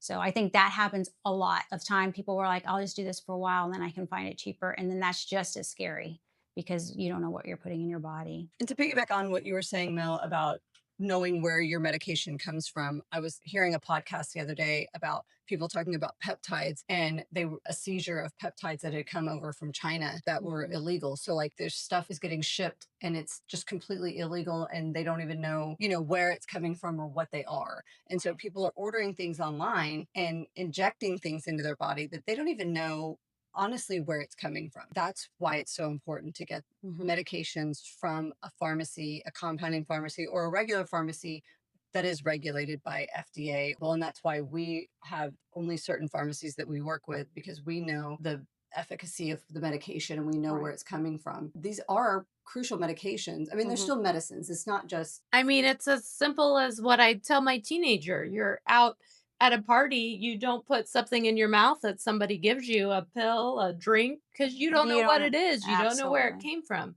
Why would you do that with medications? You have to feel good about your medication is what you want it to be. It's appropriate, and that it's not going to harm you. Right. You don't want to be trying to do better for yourself and then cause damage from trying to get something cheaper or trying to self-regulate your own medication, which is, we all think we could read on the internet what we're supposed to do, but that's not the case. You can do as much research, but you do need to speak to a physician that knows where to go and all the regulations that go behind getting the medicine properly to you. So that's really, really important. To say all that, this is just exploded here. It's been around forever, and it's social media. You hear things and then it'll explode, and it's a great medicine. But anytime there's a great medication or a great anything, there's going to be someone around the corner trying to make a quick buck on how to make get that. So you have to be real, real careful about those things.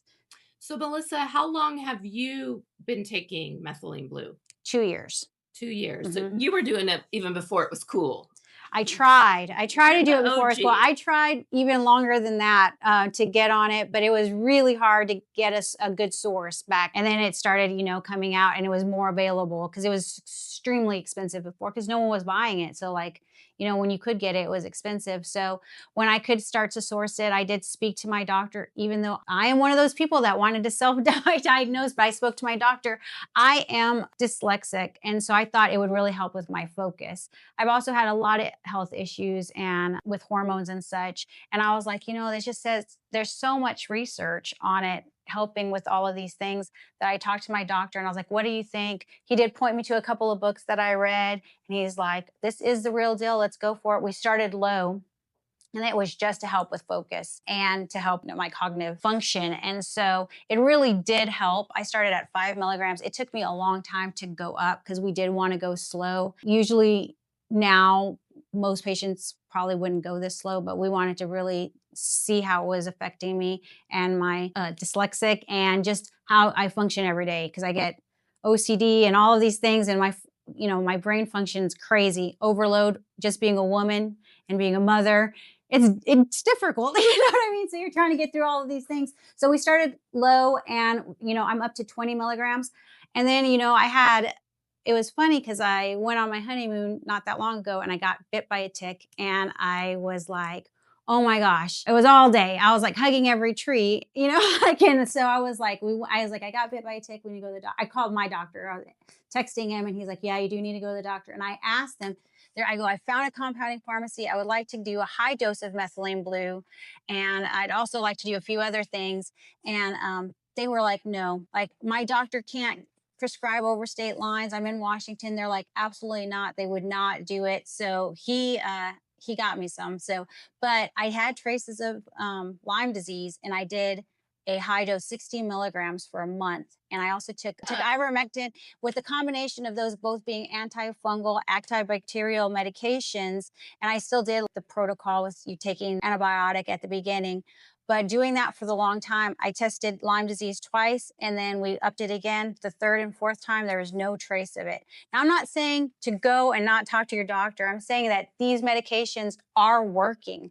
Like, so I have not, and I've continued to test for Lyme disease since then, and there's no trace at it. And so I did take a high dose. You don't stay on a high dose like 60 milligrams forever.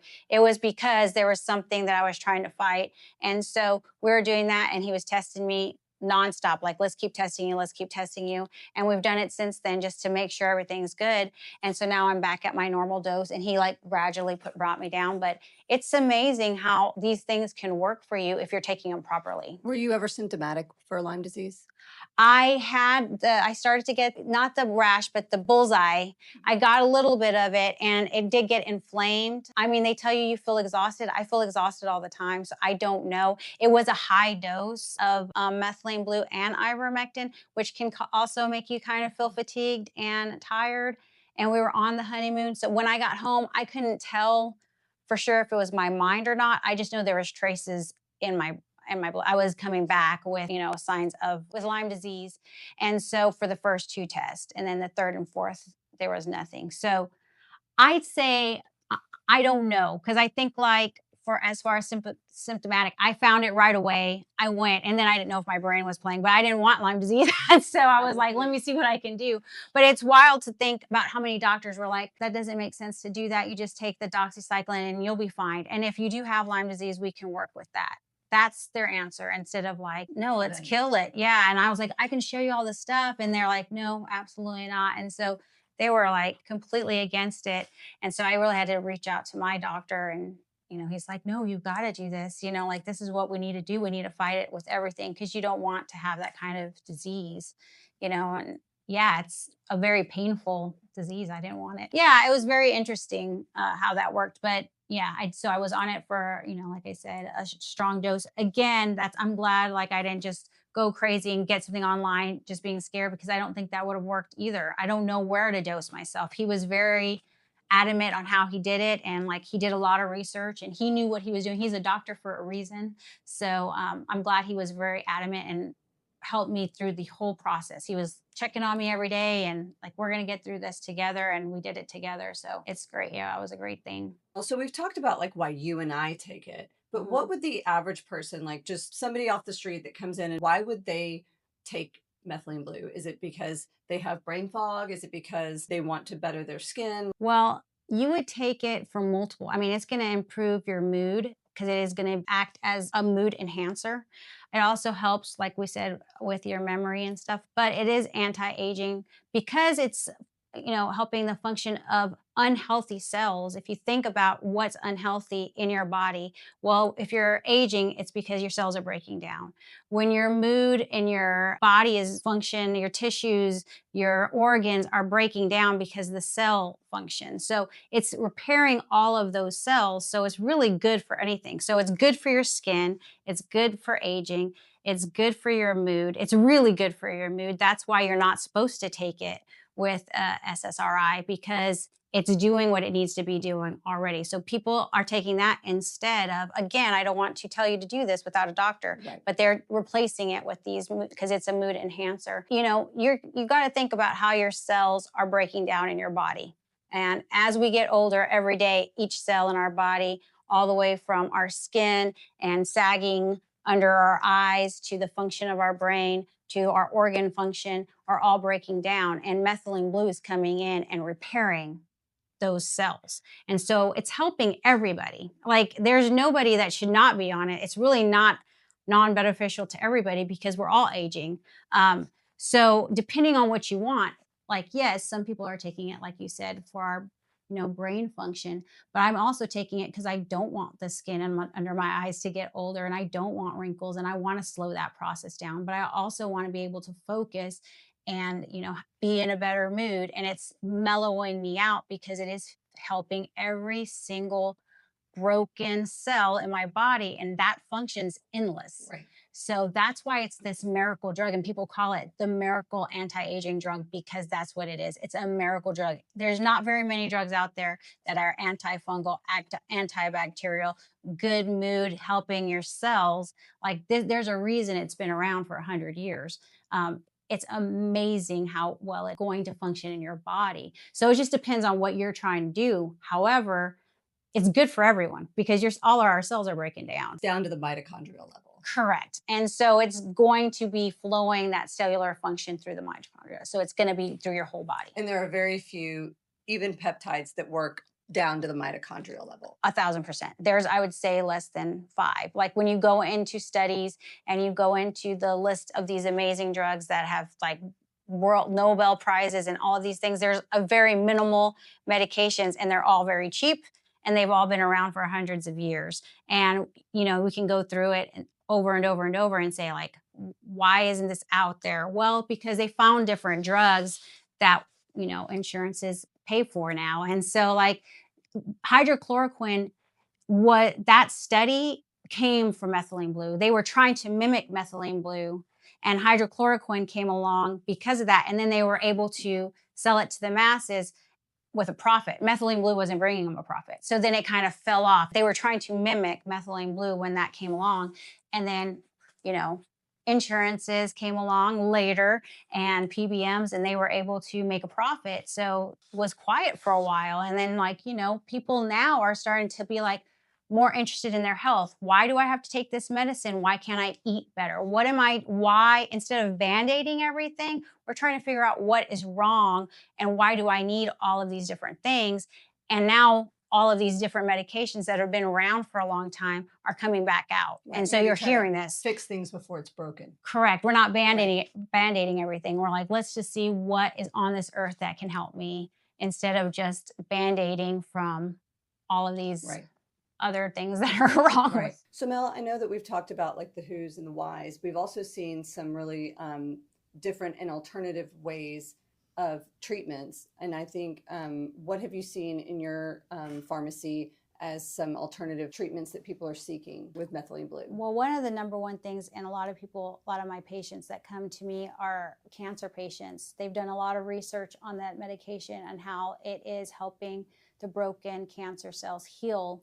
My number one thing is that, yes, you should be on methylene blue if you are, you know, dealing with cancer. My only concern, and what I would touch on, is that I don't want them to not talk to their oncology. So what's scary is not every oncologist is going to be pro methylene blue. I think you should be on both. I just don't want people to be like, oh, I've got all this research that this is great, anti-cancer, it's helping with the cells, and then turn around and lie to their oncologist. That's not what I want to happen. What I want to do is hit it with everything. If you have cancer, especially if it's a very aggressive cancer and it's healing those cancer cells, then I'm totally for it. But the reason I think a lot of oncologists is because they're breaking down the cancer cells. So they're scared that they don't want to help make unhealthy cells. Cells. Correct. Right. But that's not what's happening. You know, it is that zinc, it's driving that zinc into unhealthy cells to help it. But no matter what, you just don't want to lie to your oncologist. I do have a lot of patients on methylene blue that they've talked to their oncologist and they're using it and they're having great results. There's a ton of research out there on that. So when you say healing cancer cells, explain what you mean by that. So, I mean, a cancer cell is basically a broken, damaged cell. So the reason methylene blue is working is because it's driving in zinc and trying to make it whole. So if it's a broken cell, let's just say, like, if you had a plate and you broke it and you're trying to put it together and you're trying to piece it together, there's always tiny little pieces that aren't going to work. Well, let's just pretend that you're inserting glue, and then when you're doing that, you can mold it in together. So it's driving in zinc to try to heal it and make it whole again. So it's taking that cancer cell and making it a healthy cell? That's what it's, yes. Okay. That's what what we're trying to, get to accomplish. So it's converting a cancer cell to a healthy cell? Yes. Gotcha. Yeah. Wonderful. So when you're trying to do that, but depending on the treatment you're on, it could, that's why you have to talk to your oncologist. I'm not a cancer specialist. I'm not an oncologist. Right. Absolutely. But the research shows that there is a ton of great benefits for taking it, because it is trying to heal, and what you don't want is for it to spread to make more cancer cells. Right. That's what happens when you get more masses, because that cancer cell is spreading. So if we can stop the spreading, because before it gets bad and more broken, we're healing those while they're trying to do the other medication, whatever your oncologist has you doing, Right. then you're hitting it from both sides. So to me, it's a win-win. But again, I just make sure, like when I'm talking to my patients, make sure you're, honest with your doctor. And, Absolutely. I don't want you to say, no, I don't have to do this anymore. I'm just going to do this, because that's not always the case. But I say hit it with all you can, and, fight to get those healthy, cells healthy. Yeah, if we can strong. repair and make healthy cells, that sounds like a win-win. Correct. And that's what's happening when we're doing all of these other things. If you don't have cancer and you're breaking down your age, and it's creating, it's slowing that down because it's repairing it. And, with your cognitive health, all of those things, it's number one thing is it's helping repair damaged cells. Right. So when you're thinking about the science behind it, it's just so broad. That's why it's like hard to pinpoint what is it good at. It's good at everything. Right. So, yeah. So basically, it's driving zinc into the cells to take these damaged, unhealthy cells and create healthy cells, and it's doing it all over the body. In an elementary way, that's the perfect Right. way to put it. Yeah, that's the number one thing that you could say that it's doing in your body. It's doing that exact thing. Wonderful. Yeah. So. I sell it every day. No, I love it. I love it. And I mean, like, that's what I tell someone. I was like, I wouldn't tell you to take it if I wasn't taking it, if I didn't give it to my children, my parents, my husband. Like, I'm all about it. So it's not like I'm trying to sell you something because I'm making a buck. I'm trying to sell it because I really believe in it. Yeah, and I everyone think I it's great. love is on it, And Right. so, my husband at one time told me, he was like, he got hurt. He had to go to the doctor. He's like, why am I on this again? I was like, because I told you so. You just got to take it, That's right. It He's makes like, you younger. yeah, he's like, well, they're asking why my urine's blue. I was like, tell them you're all messing with blue. That's why. That's right. So, yeah. So, yeah. Well, Mel, we really appreciate you being here today. Yeah, Thank it was you a so lot of much for fun. joining us. Thanks for having me. Mel, thank you so much for coming and doing this with us. It's been really enlightening. I love that we're able to touch upon the science of the medication, but I also think that just hearing personal experiences really just speaks volumes, and it's something that can be very helpful for our patients. So next time you're in the office and methylene blue is something that may interest you, let's just talk. Hey guys, tune in next week. Our topic is about men and men's health and longevity. So please tune in, and ladies, you can too, so you can get your guys in here. We're going to be talking all things men, NAD+, testosterone, hormone replacement therapy, hydration IVs, you name it, we're talking about it. Tune in next week. The content shared on this podcast is for informational and entertainment purposes only.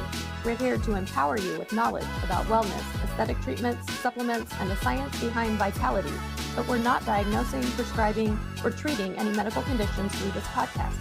Always consult directly with a licensed medical professional before starting any new treatment, supplement, or wellness program. If you have specific questions about your health, hormones, skin, or overall wellness, our team at Vitality Wellness Medspa in Fort Worth, Texas is ready to help. Schedule a consultation with our experienced providers by visiting vitalitywellnessfortworth.com or calling us directly.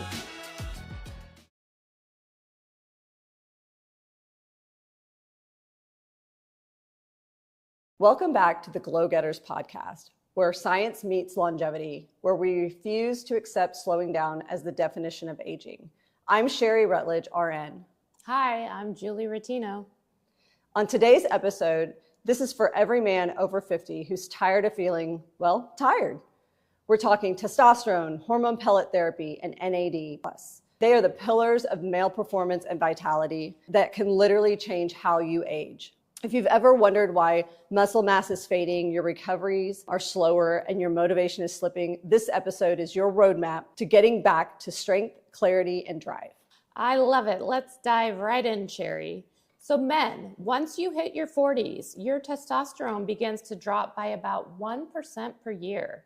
Now that may sound small, but by 50 or 60 years of age, it's like running your life on half of a battery. Low testosterone does not just mean low libido.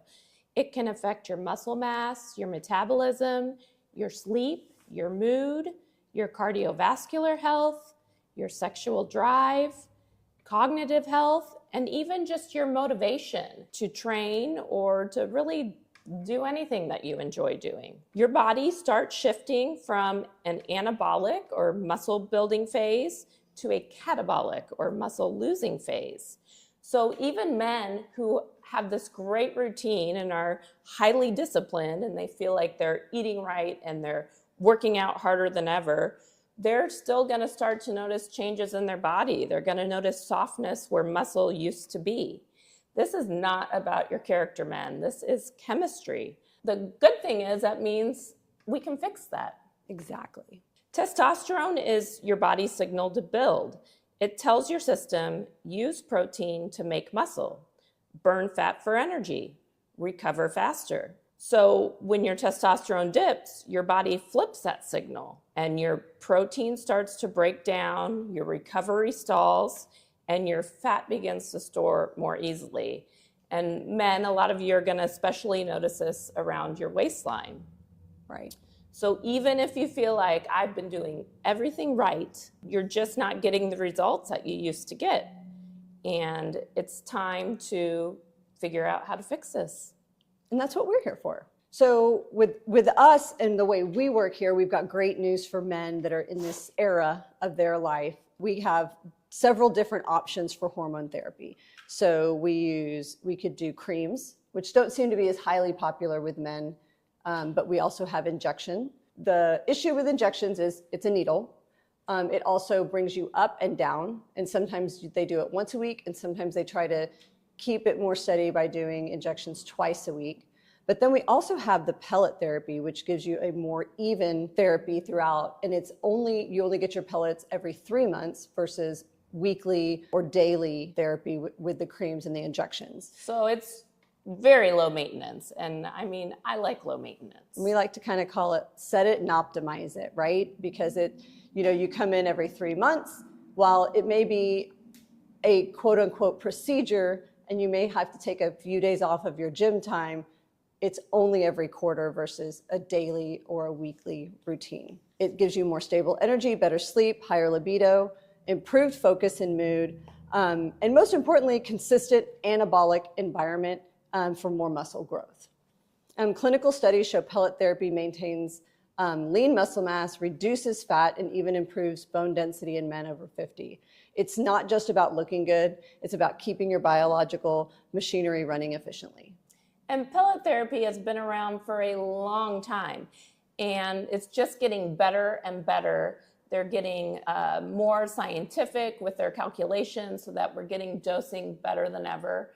And men are just feeling absolutely great. Exactly. And with all testosterone therapy, of course, we run labs, close eye on your labs, and watch that extensively for both men and women. Yes, everything is medically monitored. So I'm going to shift gears a little. Let's talk now about this molecule that's getting a whole lot of attention right now in the longevity world, and that's NAD+. Okay, so what is NAD? Well, it's a mouthful. It stands for nicotinamide adenine dinucleotide. Blah. That's a big word. It's a big word. But what it is it's something that's found in every single cell of your body, and it's fuel that powers your energy production, DNA repair, and healthy aging. But here's the thing, as we get older, our NAD levels decline. So by the time you're 50 years of age, you have about half of the NAD that you had when you were 25. So, I mean, that makes you feel a little bit different. It means that your cells are not working as efficiently as they were before.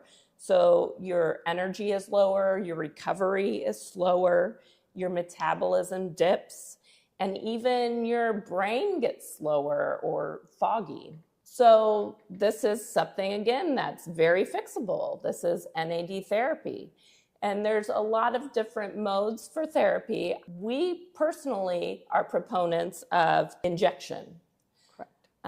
We think injection is superior for the bioavailability and you get superior results. What it does is it gives your cells the energy they need, the fuel they need so that you can optimize your performance. A lot of patients describe this as turning a light back on because they really get improvement in their mental clarity and focus. Patients also get a lot of improvement in energy, sleep, and recovery. Yeah. And Sherry, how long have you been doing NAD injections? I mean, unfortunately, I don't do them as regularly as I'd like to, but I mean, I've been around and been using NAD for over 4 years, and it's a game changer. I mean, if you use it appropriately and regularly, it makes a huge difference. You know, it was first introduced to me as IV. That is not a recommendation that I would do. When it was introduced to me, IV, it was like a very fast IV infusion, not something I would recommend. They are now saying that you do it slow over like 4 to 6 hours, and who has 4 to 6 hours to sit and get an IV?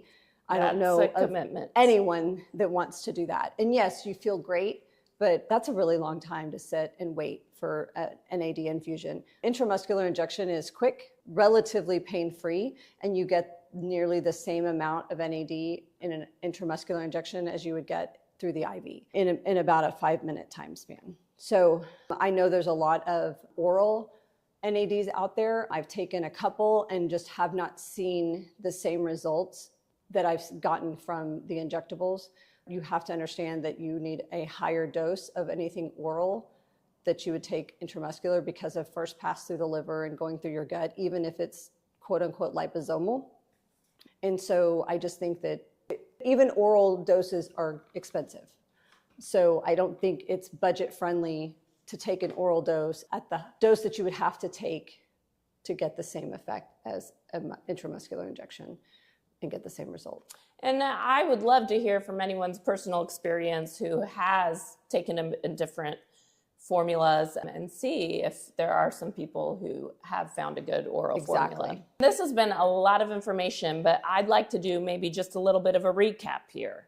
So what we've been talking about today, the real magic occurs with synergy, right? Correct. So we're talking about hormone therapy to give your body the signal to build, NAD therapy to give your cells the energy to do it, and then the other component that really has to be involved is lifestyle. So I'm talking about good nutrition, strength training, quality sleep.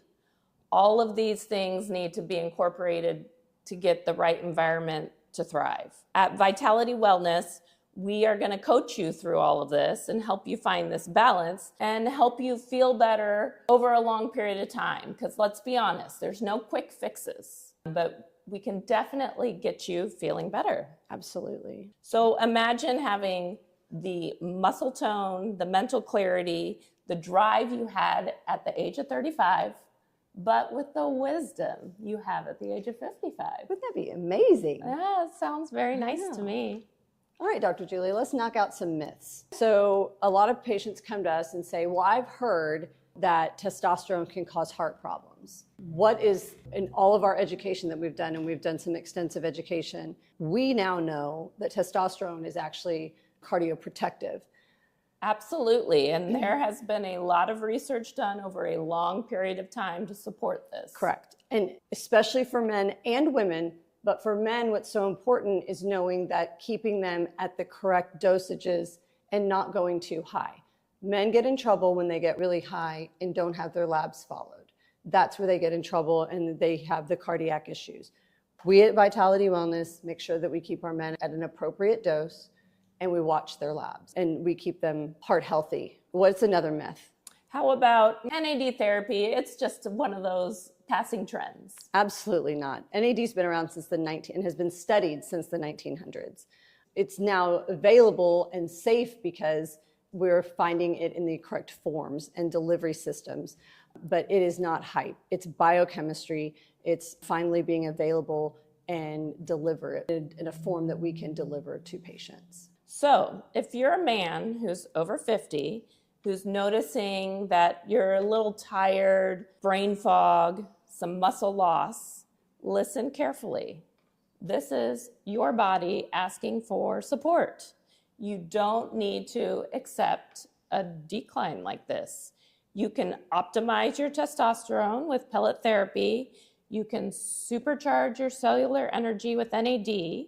and build a foundation that keeps you sharp, strong, and capable for decades to come. At Vitality Wellness, we specialize in these longevity treatments, guided by lab work, data, real results. And you deserve more than just survival. You deserve vitality. If you're ready to see what we can do to optimize you and get you feeling better, schedule a consultation with one of us today. We'll run your labs, we'll assess your hormones and NAD levels, and we'll create a plan to help you build muscle, energy, and confidence and feel safe and do it scientifically. Don't let time dictate your strength. Call Vitality Wellness today and let's build a stronger version of you. Stay strong, stay sharp, stay vital. We'll see you next time. The content shared on this podcast is for informational and entertainment purposes only. We're here to empower you with knowledge about wellness, aesthetic treatments, supplements, and the science behind vitality, but we're not diagnosing, prescribing, or treating any medical conditions through this podcast. Always consult directly with a licensed medical professional before starting any new treatment, supplement, or wellness program. If you have specific questions about your health, hormones, skin, or overall wellness, our team at Vitality Wellness Medspa in Fort Worth, Texas is ready to help. Schedule a consultation with our experienced providers by visiting vitalitywellnessfortworth.com or calling us directly.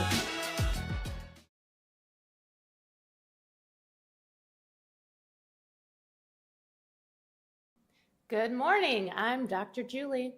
And I'm Sherry Rutledge, RN, and welcome to the GlowGetters podcast. Let's get right into it, Sherry. Today we're going to be answering patient questions. Kind of debunking myths, things that people ask us. We're trying to keep you up to the latest and greatest and then things that we get asked a lot in office.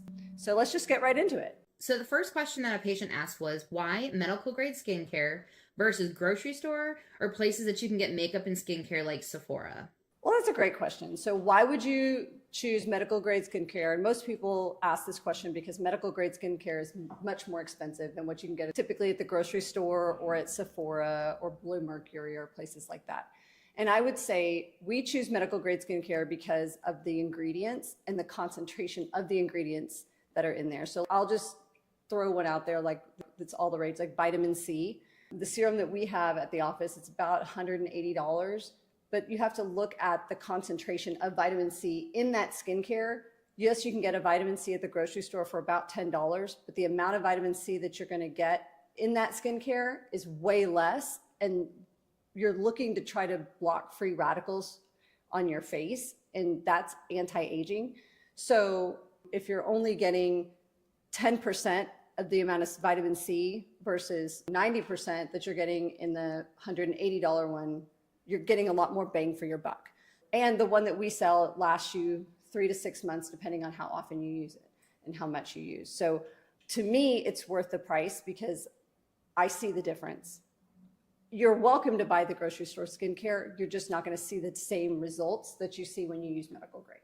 And we have patients come in a lot and they say, well, I would love to buy your product, but I just bought a whole bag of products at Sephora. And we always tell them, use your products, use what you buy. I'm sure that you will see some benefits from it. And then once you're through with that products, why don't you go ahead and check out our stuff? Correct. As you finish up one, start buying the medical grade. You don't have to go out and buy all medical grade skincare all at one time. Start with one and then start piecemealing it together as you go. Nothing is immediate gratification. You're not going to see these amazing results from one little vial of vitamin C or one tube of cleanser. People tell me I want my skin to look like yours. That's great, but I've been using medical grade skincare since I was 35. So you're not going to get skin to look amazing overnight. You have to use it and you have to be diligent about it and you have to come up with a routine. And I think a great way to notice subtle changes is to document it with some photography. Take Absolutely. a picture, use your products. In 3 to 4 months' time, take another picture. And I promise you that if you are using good products on a normal routine, that you will see some type of benefit. Next question. Why should I get an IV when I can just drink an electrolyte drink? Great question. So absolutely you can drink electrolytes, but it's just like drinking water. You can hydrate. So with an IV, it's immediate. You get that high concentration of fluid and vitamins that are immediately available to your body and nutrients in the IV, where with a bottle of electrolytes in a bottle of water, it has to go through the stomach, through the gut, and then first pass through the liver. So you're losing a lot of nutrients that way, where with an IV, it's immediately available to your body with those nutrients. And it's immediate hydration. You're getting a liter of fluid directly into your body in a matter of an hour, where I don't know a person who can drink a liter of fluid in an hour and feel good, where you can get a liter of fluid intravenously and feel great when you walk out. Another thing I really love about the IV therapy is we can really customize what vitamins we add depending upon what you need. Do you have that post-party haze? That's something we can fix. Maybe migraines. If you feel like you're coming down with a bug or your immunity is really low, these are all things that we can customize to get you feeling better quicker. Versus an electrolyte where it's just standard. Next question. Why get a GLP-1 from Vitality Wellness when I can order online for a little bit cheaper? This is a question that we get all the time. Dr. Julie, you want to take this one? Sure. When you get your GLPs through us, one, that our medication is sourced from a compounding pharmacy that we trust, that is certified and has a guaranteed product that we feel is safe at a dose that we are able to feel good about as well. I think also it's not just about the product and the medication, it's about getting education and having somebody follow you medically through the process. We don't want to just leave you out there hanging with new medication and say, figure it out yourself. We're checking in with you. We want to make sure that if you are taking the time and the money to get this medication, that you are going to make it work for you. Absolutely. And I see a lot of patients that have come from online, and some of them don't even know what dose they're at. And they have to bring me the medication to show me they don't know what concentration they're at. They don't know what dose they're at. Some of it comes to them unreconstituted in a powder form, and they're having to reconstitute the medications at home. To me, that's just dangerous. I was taught in nursing school how to reconstitute medication, but that's something, honestly, that's a pharmacy type job to reconstitute medication, not a layperson's job at home. And it can be dangerous. These are medications that people are injecting into their body, and it should be the right dose, the right medication for the right patient. And if you come to us, we're going to talk to you and we're going to make sure that we're giving you the right doses at the right time for you. And we're going to talk you through it each month about how weight loss is going, how you're doing on that medicine at that dose, and whether you need to increase the dose or not. We're not just automatically increasing dosages. We're talking to you about whether you need to increase or not for that specific person, not just, oh, well, you've been on this long, we're going to automatically increase your dose. And when we talk about dose, we're not just talking about how successful you are with weight loss. Dose really has a lot to do with side effects. And I think the worst thing that happens to a lot of patients is they aren't dosed correctly, they get terrible side effects, and then they stop the medication and say, this medication is not for me, I'm never going to do it again. And that's a terrible thing, because they are fabulous medications when handled appropriately. You just need medical guidance when you're taking them so that you can be successful and tolerate it well. Well, and another good thing is that I know that we have great pricing and we have memberships. So we have tiered memberships, so patients are only paying for medication that they're taking. We have the 2 tiers, and I've been told by several patients that our memberships are at great prices. And so we have the 2 levels of memberships for both the Semaglutide and the Tirzepatide, and I think it's market friendly, and I think that would be a great option for all patients. What is regenerative aesthetics and how is it different? And what do you do differently at Vitality Wellness? I love this question. So this is a buzzword online and around Instagram and Facebook. So regenerative aesthetics refers to things like Sculptra and Radiesse and these regenerative quote unquote fillers that we have now. So aesthetics is moving more towards things that are going to not just fill the space and fill a void, but that are actually going to help regenerate some of the loss that you've had. So at Vitality Wellness, we have Radiesse. And what Radiesse does is we can inject it as is, or we can hyperdilute it. And it helps, we hyperdilute that with hyaluronic acid, which everyone knows is, well, most people know hyaluronic acid is what you typically use as a filler.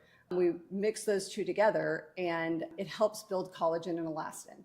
And so if you just have hyaluronic acid, it literally just fills a space. But with these regenerative, quote unquote, fillers, you are actually filling the space, but you're helping your body rebuild collagen and elastin. So you're actually doing something other than just filling a space. So, Sherry, you're telling me it's just going to keep getting better and better over time. Absolutely. What time course are we talking about here? So you're going to see some immediate result from the hyaluronic acid and the filler and the Radiesse just because you filled the space with the volume. But then over time, you're going to see, and it takes time for your body to build that collagen and elastin. So you need to give it 6 to 9 months, and then maybe you can redo it in that time. But it takes time, but it does work and you see it. But again, just like you said with the skincare, take pictures, take befores, take afters, take some pictures at 9 months and look and see that, oh my goodness, the hyaluronic acid may be gone, but look what this Radiesse has been working and doing under the skin for that 9 months time. I have one more question for you. Sure. Let's say maybe in a few years, I'm thinking about plastic surgery. Is this going to affect, is my surgeon going to be okay with this? Yes, most surgeons are. So I think a lot of surgeons would rather have something like a Radiesse or a Sculptra in there other than threads.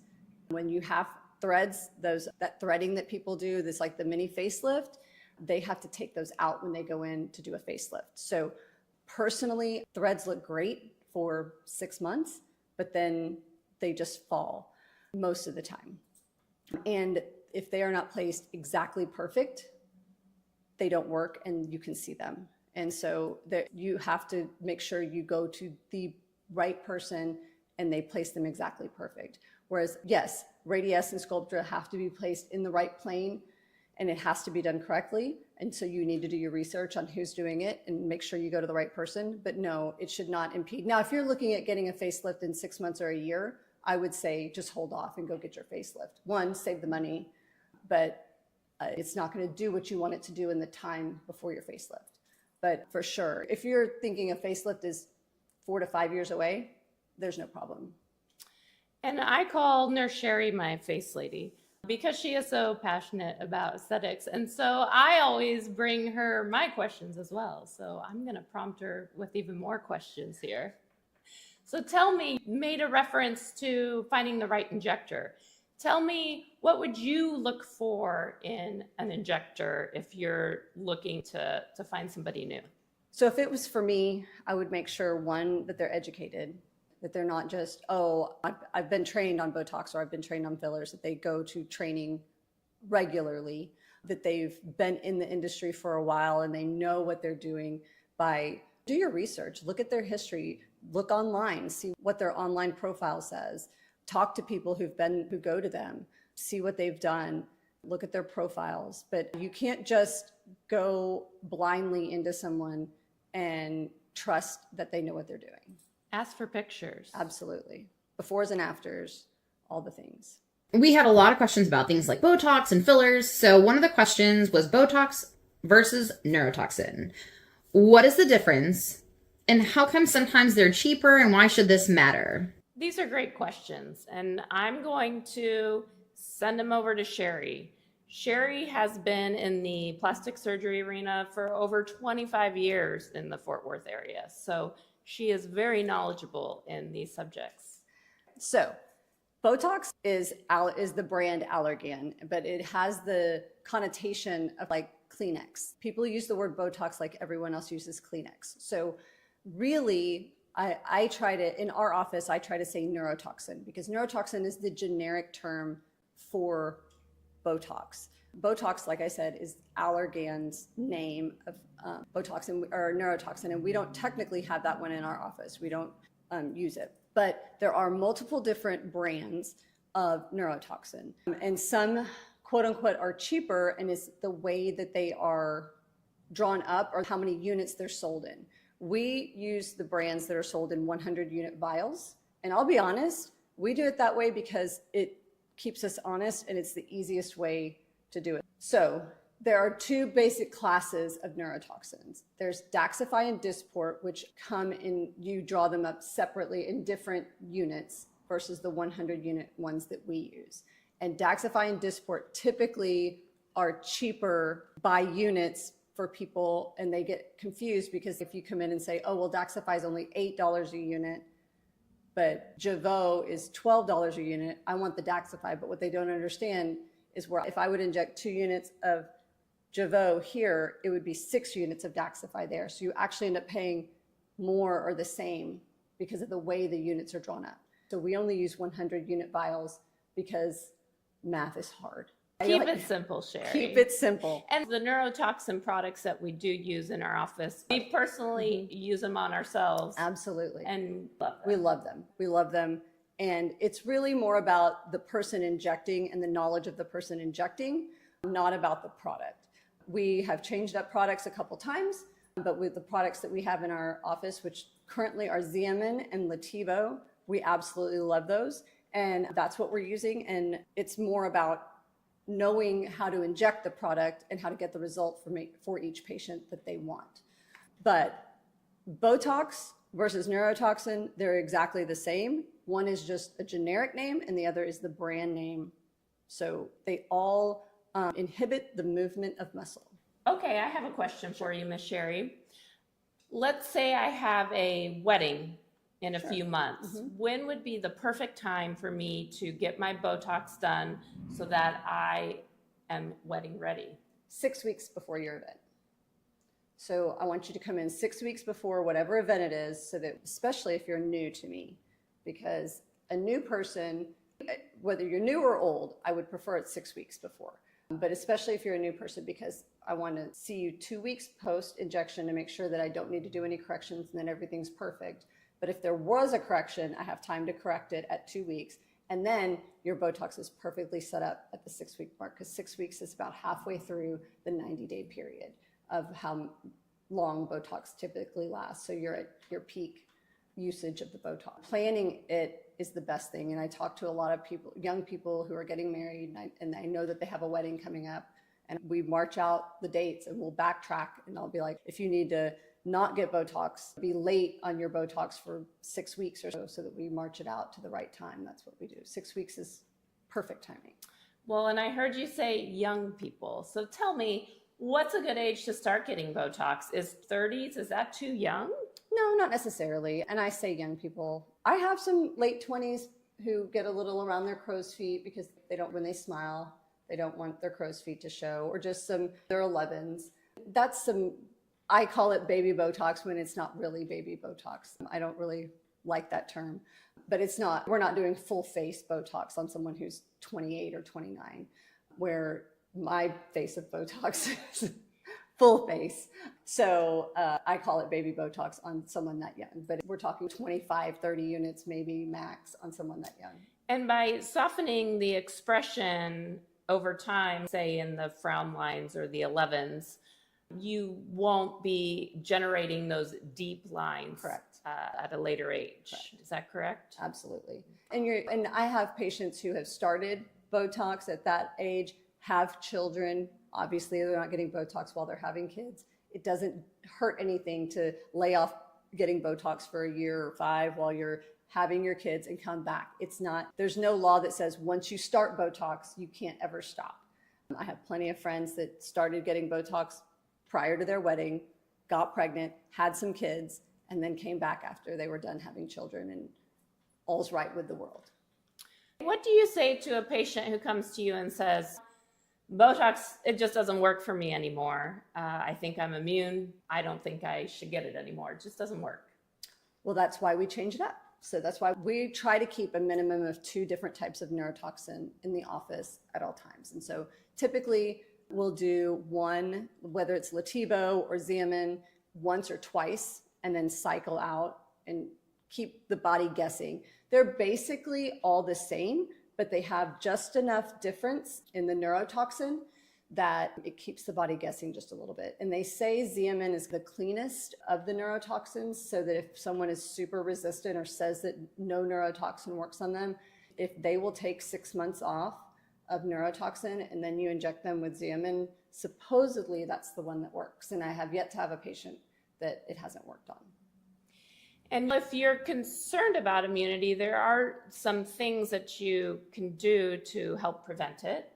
I would say don't get Botox too often. Absolutely. You don't want to stack it frequently because that would definitely make you more susceptible to getting an immunity. Sometimes what people think is immunity or the product not working for them is just the dose isn't high enough. And sometimes you just need to jump up on dose, and what worked for you before isn't working for you anymore. Well, do you ever see that? Absolutely. So dose equals duration, right? So if somebody comes in and they want, well, I only get 20 units. Well, 20 units may not work for you. One, you may have gotten older. Maybe you got 20 units in your early 30s and now you're late 40s. That may be one issue. Two, it may work the first time at 20 units, but that's because your body has never had it before, number one. Number two, if you are someone who works out a lot and you have a revved up metabolism, you can metabolize this just like any other medication, right? So metabolism can change it. So if you weren't working out before and now you are someone who works out, that can change how you metabolize the Botoxes or neurotoxin as well. Is filler versus Botox or neurotoxin, aren't they all the same? Why do I need to know the difference? And don't they all just fix wrinkles? I love this question. Love it. So I think we hit on this just slightly earlier. So fillers, hyaluronic acid, radius, fill a void. So they actually, it fills a space, just like it says in the title. It fills something. Botox or neurotoxin is it inhibits the movement of muscle. So they're quite different. One, you inject into the muscle to inhibit the movement of muscle. The other one, you inject into a space to fill a void. I think some people don't, and it's okay. They're not medical and they don't understand, but they're very different. One is a very thin fluid and the other one is a very viscous, thick fluid. It's fluid, but it's thick. And you have to be very particular where you inject both of them or any of them, but one, it fills a void and the other one is inhibiting muscle movement. Well, and I think this is a good point about finding the right injector. You want a good consultation because a lot of patients might not know all the differences between these products, but they know what type of result they want. So you want to be able to hold that mirror up in front of your provider and say, I don't like this, I would like this to look better. Correct. And then your provider is going to help decide what product to use and where to put it. Right. Well, and I'll be honest, when I've been in this space for a very long time, but even when we started, I had patients that came in and said, I want Botox here. And I was like, we don't put Botox there. And I learned very quickly that, well, yes, we do.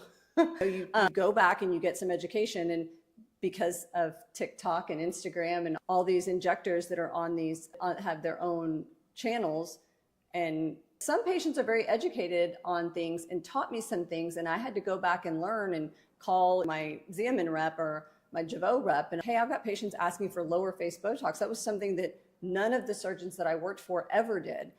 And so I very quickly educated myself on lower face Botox because in my world, we had only ever done fillers in the lower face and we never did Botox down there. And now we probably do more lower face Botox than I do filler for the most part. And I love it when patients come in and they have educated themselves and they say, hey, Absolutely. well, I was reading about, what about this? And it doesn't take very long for us to quickly figure it out. And we know the anatomy, we know what our medications are capable of doing. So as long as it makes sense and the anatomy is okay, sure, why not? But so the difference between one fills a void and one inhibits the muscle movement. Why is body contouring something that I need, and who is it right for? This is a great question. Body contouring is something that is really helpful for a lot of our patients who are looking to make little tweaks into their gym routines, I think. You can affect where you store fat. Nope.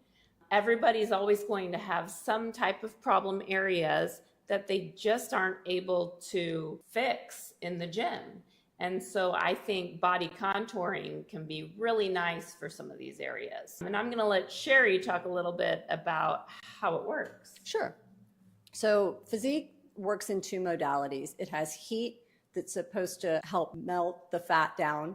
And then the EMS, which is kind of like if anyone's ever used a TINS unit, it works on the muscle stimulation. And it does that symbiotically. So it does heat, and then it does the muscle stim, and then it goes back and forth for about 36 minutes, depending on which body part we're working on, which is really nice. And you can set, the heat has 4 modalities, so you can go up in the heat. And most people tolerate, actually, I think it's 6 levels, and most people tolerate this up to the 6th level without an issue. Now, on the muscle stim, it goes up to 50, and I haven't gotten anybody past 10 or 12. That sounds like a dare right there. I know I have a couple people that have tried. Let's not go that high. But especially on the abdomen, I don't think I can get anybody past a 6 or a 7. It's pretty... 6 or 7. Oh, 6, 7. So it's pretty tough. It's been a hot minute since I've put it on. But, what are the areas that you see patients coming in to focus on a most? lot. Legs, inner, outer thighs, abdomen, flanks, and arms are the biggest. You can do buttocks, but I haven't seen a lot of it. But those are, and it works. It's 5 sessions, so once a week, spaced out 7 days apart, and it's 36 minutes. You can play on your phone, close your eyes, you can get an IV. That's easier than 36 minutes at the gym. For sure. And if you want, get an IV while you're getting it done. Get hydrated, because you need to drink a lot of fluid afterwards, because you need to flush out All that fat. That's right. Yes. Exactly. So get an IV, get your stuff done. It'd be great. I could do a chemical peel on you while you're laying there, as long as it's on your back. Tell me about chemical peels. Why you get them? What's the downtime? Oh, this is Sherry's jam. She loves chemical peels. Chemical peels are great. So it's kind of like everybody loves lasers. I like chemical peels. It's kind of what I was brought up on in the plastic surgery world. So there's minimal downtime. It takes 20, 30 minutes max. You get a nice little cooling mask on your face when you're done. If you want, we can go stronger and you have a couple, 3, 4 days of what I would not consider it downtime, what other people would consider downtime, where you actually might shed some skin. That would be a big chemical peel that we do. Most of them, you might be red when you leave, and that's about it. Then in 3 to 4 days, what kind of results can you expect? You have a nice glow. We've exfoliated your skin really well. You can, it's not to fix wrinkles. We're not fixing wrinkles with chemical peels. It's a chemical exfoliation. It gets rid of lots of dead skin. It can lighten and brighten.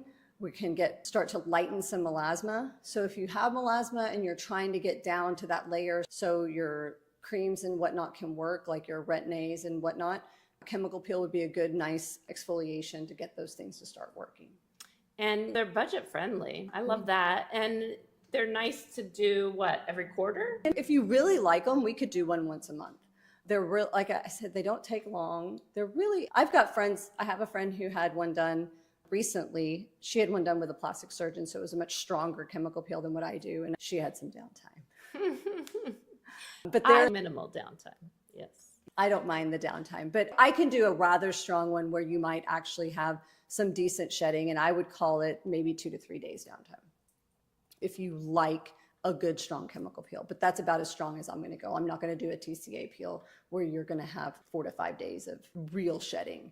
How can you improve the texture of your skin after age 75?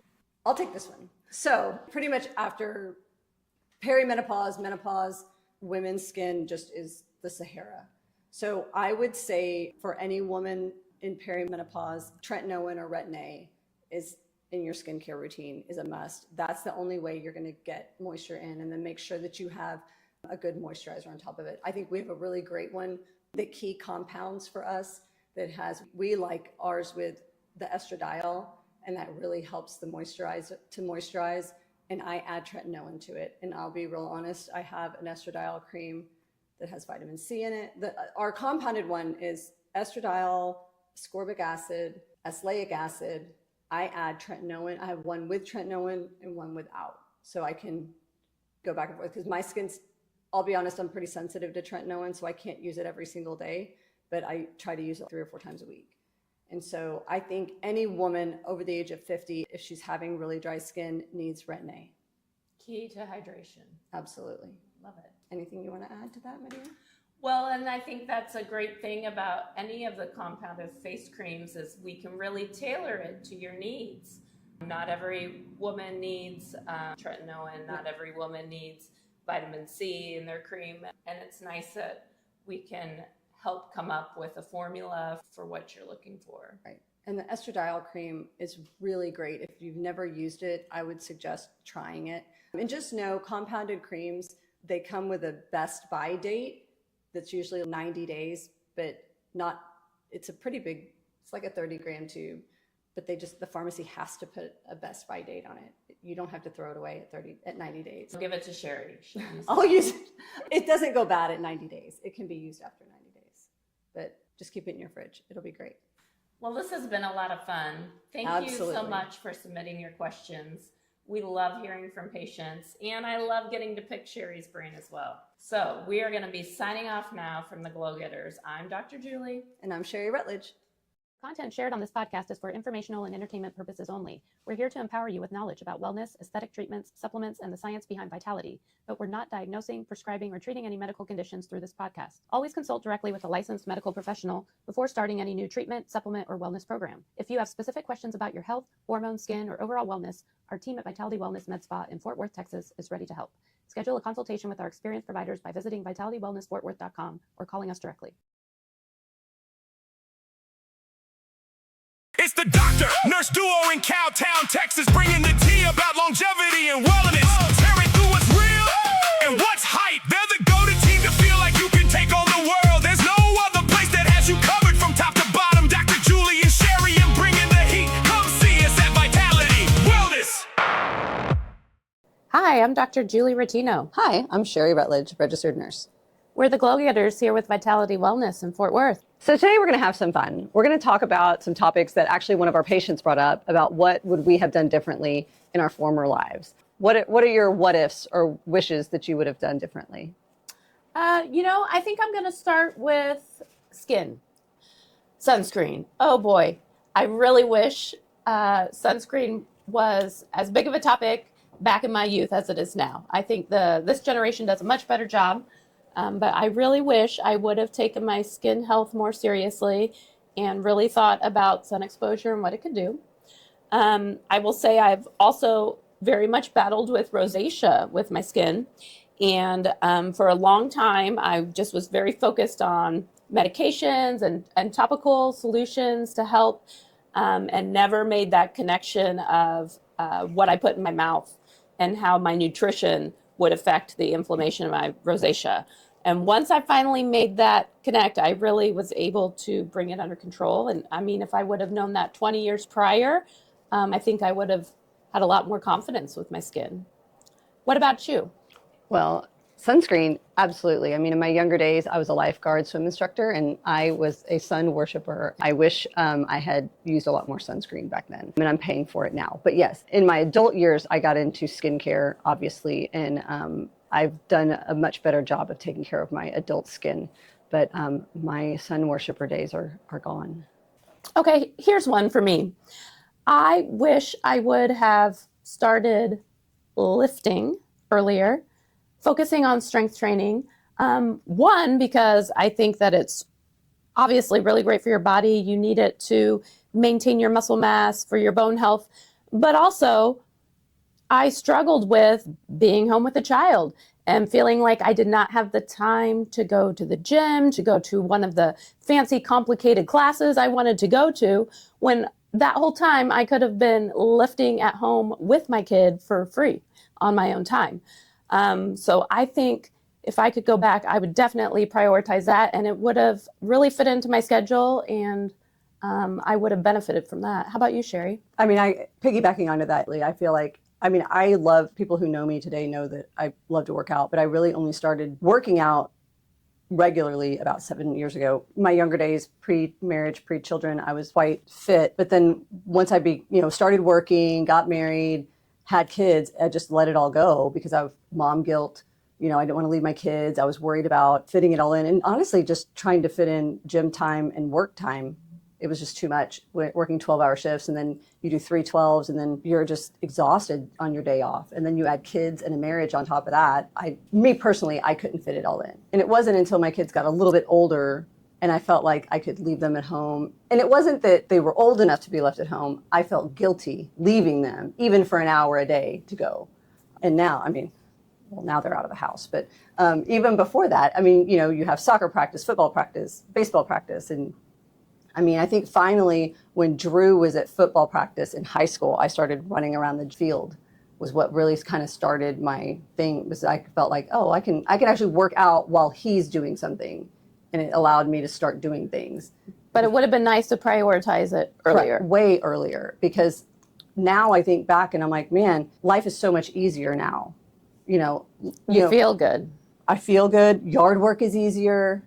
Everything I do is easier. Mental health is improved. Because I'm in better shape. And absolutely. And I cook better dinners at home because I want to feel better, because I feel better when I eat better. There's a whole cascade of events that have happened because I'm working out regularly. And so I wish I would have prioritized that, like from the time I was in my 20s instead of waiting until I was in my 40s.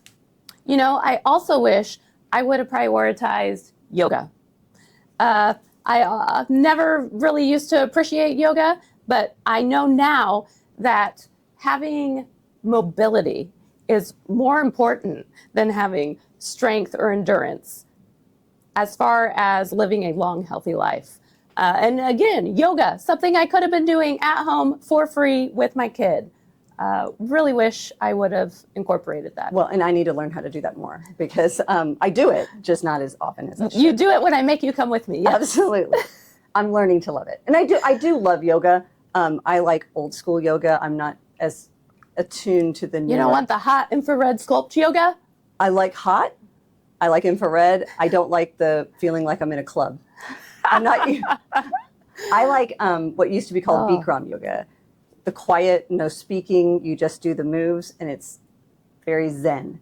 And so when I go do what is basically a HIIT workout in a 120-degree room with the walls bouncing. And with a room full of college girls, I know. I do feel very fit when I leave, but it's very hard to call it yoga when you're doing weighted burpees in a yoga room. Well, there's all different forms. That is true. I'm learning. I do think that yoga is great for the mind and really great for maintaining mobility as we are getting older. I always feel very good when I leave, and I sleep very well that night. So I'm learning to love it. It's also very good for the skin with all the sweating you do in there. Well, and Alana took me to Format, which is the infrared heat, which makes it very nice. I like that one because you don't feel your skin doesn't feel as hot. You're being cooked from the inside out versus the outside in.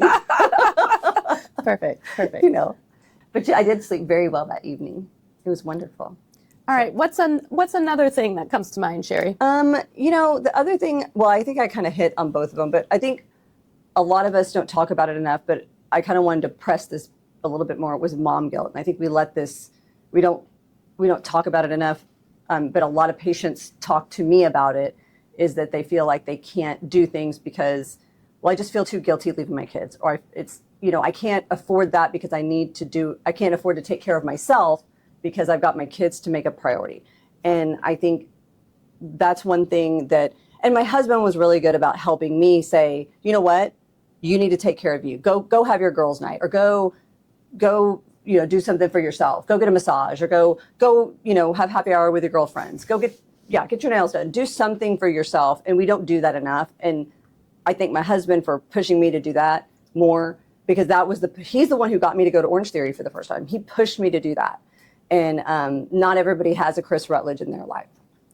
Chris is very special, yes. I'm very lucky. But I want to be that person to say, go do that for yourself, Yeah. Women, we need to prioritize ourselves, because if we're not happy and healthy, nobody else in the house is happy and healthy. Well, you can't take care of everyone else if you're not taking care of yourself. Ooh, another thought I had was about getting back into the kitchen. which I think, Sherry, you're going to probably have some things to say about this too.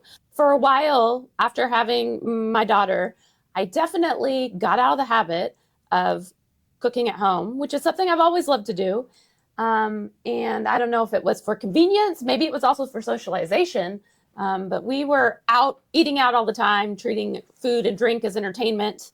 And I don't think it was good for any of us. And I was super happy when the pandemic hit because it really got me back into the kitchen, made me realize how much I love being in the kitchen, cooking for my family, and how much better everybody felt when I would do that. Exactly. So one of the things, I mean, like you, I've always been like to cook, but the pandemic, especially for my boys, it gave me the opportunity to teach them how to cook. So we were all home, we were all sitting around, you know, they were old enough that they wanted to learn to do things. And so I gave them an assignment to find a recipe, and then they had to cook it, and I would help them, but that got them in the kitchen. It got them to learn to cook and make things, but then it kind of turned me back around to where I've kind of found my passion for cooking again. And I mean, now that we're basically empty nesters, I mean, we cook almost every single night at home and feel so much better. And I've actually learned that when we do go out to dinner, most of the time I'm disappointed in what I get because I find I can cook it better at home. I feel the same way. Isn't that so interesting? Yeah. I mean, it's gotten to where that, I mean, it's not that I don't enjoy going out to dinner, but I've learned that I can make it healthier and almost sometimes better, or the way I like it better at home. And so we've just, I mean, the other day, Chris and I bought the big slab of meat at Costco and cut our own steaks. I've never done that before. So I'm super excited that we can make our own steaks at home now. I think the best compliment I got from my daughter recently was after traveling and coming home, and she said, you know, I just really miss you cooking the meals. That's the best compliment. That is the best I love compliment. Like, that just made me so happy because we aren't in the habit of eating out. And a lot of times we aren't feeling good by the end of the day if we've been eating things that are out of habit for us. Yes. And I think, you know, I think both of us have been good about teaching our kids about making protein a priority, fiber a priority, and, you know, teaching them kind of what a balanced plate looks like so that when they do go out, they kind of know what to look for and what to pick. And so I pride myself in that my boys, while it's expensive to eat out with them, they choose healthier options when we do go out to eat. So I pride myself in that, you know, and people will come over and are surprised that my kids will eat some of the things that I'm making because they can't believe that they'll eat beets or Brussels sprouts or other things that I've made because that's kind of what they grew up eating, and they ask for those things. Well, and you've taught your college son how to eat healthy and eat on a budget. I don't know about a budget, but yes. Hopefully. Which is something that was a struggle for us when we were college age. Yeah, I ate ramen noodles, which are not healthy. Beans are so healthy and they are so cheap. So yeah. I am on a bean track right now. Your family is so tired of beans. They are. But they are really great for you. I am loving the butter bean right now. It is protein and fiber, baby. I know, you can't go wrong. No, but you better learn how to eat this because when you're in an apartment, you might find that beans are quite budget friendly. They're slick. They are on a college budget. Absolutely. So yes, my older one appreciated it. My younger one, not so much. He was used to the ribeye steaks that mom and dad cook every now and again. So Julie, earlier you were talking about how you learned your nutrition played a large role in your skin and how once you finally started learning how to eat well for your rosacea, it made a large difference in your skincare. And I think that's what people don't understand. Like, I think one of the things that's big on, if people look at TikTok or Instagram, sardines is making a big comeback. Tinned fish is making a giant comeback, but it can play a giant role in how your skin looks because sardines are high in omega-3s. They have vitamin D. And while people might think they're gross, but if you eat sardines, you know, once or twice a week, you can have some glowing skin because of what you put in your body comes out through the largest organ of your body, which is your skin. And I go see my dermatologist regularly, and he doesn't want to talk about what treatments I should be doing or what compounded creams I should be on. He gives me a piece of paper and it tells me, this is what you should eat and this is what you shouldn't eat. And all he really wants to talk about is my nutrition, which, you know, I think is hilarious. But I do have a lot of patients ask, When is a good time for me to start chemical peels? When is a good time for me to think about Botox? Like if you're in your 20s and your 30s, what would you recommend, Sherry? Well, I mean, I think it's never too early to start talking. Obviously, it's never too early to start talking about your skin. And I think chemical peels in your 20s and 30s, absolutely. And skincare, you should start as early as your teens, as we see with your lovely daughter. TikTok has made, yes, teen skincare very much a hot topic. And so I think skincare, like you said, with sunscreen, wearing sunscreen daily, and just taking good care of your skin from the inside out and also from the outside in. But we can do chemical peels starting as early as in your 20s and 30s. Botox, I think, starting in your early 30s, if you have some little crow's feet or your 11s and you want to take care of those, why not? It's not going to hurt you. You can do it once and not do it ever again. You can continue to do it however you want. Chemical peels are a great, easy, usually budget-friendly way to do some skin, treat some fine lines. Mostly it's going to take care of just overall skin health. It's going to treat uneven skin tone. It's going to help with some fine lines. It's going to exfoliate mainly and help give you that nice glow. Yes, the glow that everyone's looking for. What about the trending mesotherapies and microneedling? Well, that's the best treatment of 2026. And I think we've got that here with our Toscani peptides. So you can mesotherapy that peptides right into your skin and really we can treat pretty much fine lines, uneven skin tone, melasma. And you just people have heard of skin pen. It's similar to that. It's like a scratch, you kind of rough up the surface of the skin, drip in the peptides. And we can even, with us, we're going to do a light chemical peel to help exfoliate the skin so those peptides attach to the skin even better. So these are things we're seeing people turn to in lieu of lasers and surgery right now. Absolutely. Is that true? 100%. We're super excited to give you a little sneak peek about this Toscani products. We already have appointments booked. So stay tuned for that. We're super excited. Yes, absolutely. Thank y'all for joining us today. We are so happy to be able to share our thoughts with you guys. And thanks to our patients for suggesting topics. Keep them coming. But again, thank y'all for joining us. And we'll see you next time. The content shared on this podcast is for informational and entertainment purposes only. We're here to empower you with knowledge about wellness, aesthetic treatments, supplements, and the science behind vitality, but we're not diagnosing, prescribing, or treating any medical conditions through this podcast. Always consult directly with a licensed medical professional before starting any new treatment, supplement, or wellness program. If you have specific questions about your health, hormones, skin, or overall wellness, our team at Vitality Wellness Med Spa in Fort Worth, Texas is ready to help. Schedule a consultation with our experienced providers by visiting vitalitywellnessfortworth.com or calling us directly.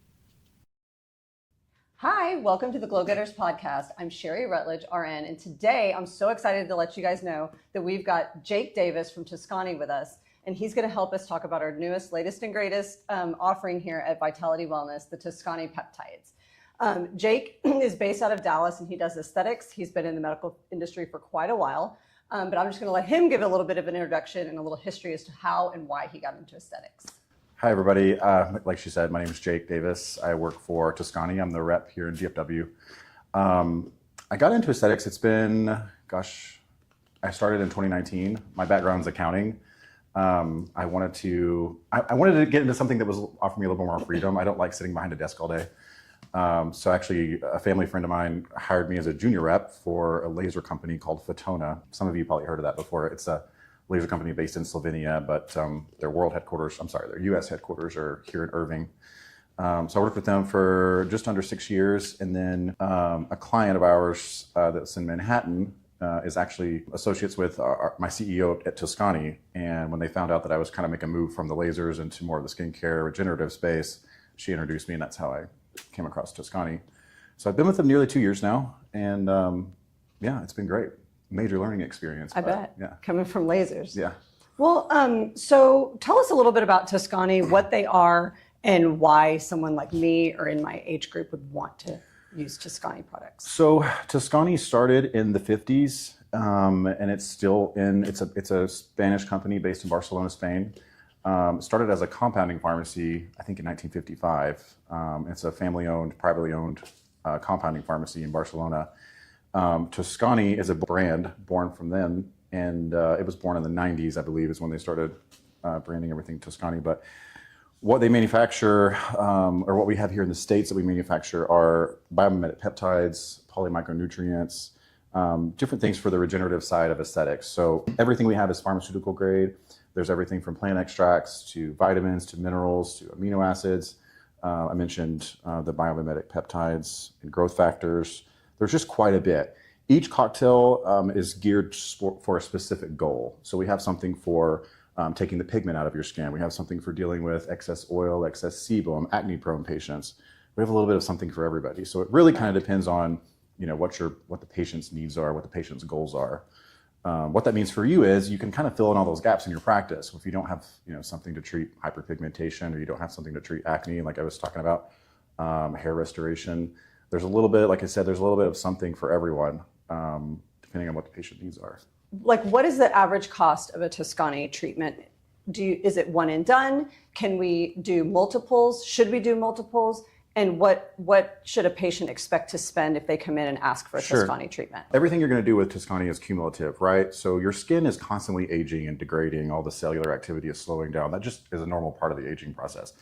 With Tuscany, you're able to manage that process and kind of mitigate the damage and mitigate the loss of collagen, loss of elastin, loss of skin laxity, that sort of thing. You're sort of able to mitigate that when you're able to provide your skin with the nutrients and things that it needs in order to last longer, in order to age slower and manage that aging process, kind of like I said. So like I was saying, all these cocktails, it's a cumulative effect that you're having on the skin. So yes, patients are going to need multiple treatments. Typically, for example, melasma is probably one of my biggest things in DFW. I would say that's probably one of the biggest things that people complain about when they come in. Everyone has it, especially if you've had children, being out in the sun, anything. And that's what we like to do here. Correct. So we use a couple different cocktails to treat melasma, mostly based upon taking pigment out of the skin and brightening up the skin. When you have that, there's an enzyme called the tyrosinase enzyme, and what it does is when your skin's inflamed and when it's under pressure and under stress, this tyrosinase enzyme allows pigment and melanin to be formed, and it goes up into your skin in an uneven way. So that's what causes your uneven complexion. What we're able to do with WCPR, which is our whitening complex polyrevitalizer. So this cocktail here has specific ingredients, active ingredients that go after the enzymes and everything that cause melanin to be produced. So it's going to block the melanin synthesis cycle.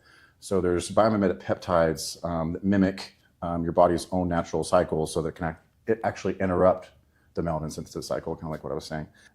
Radiance is another cocktail that you use in conjunction with WCPR, the Radiance cocktail. That's your brightener. We like to call that our magic eraser.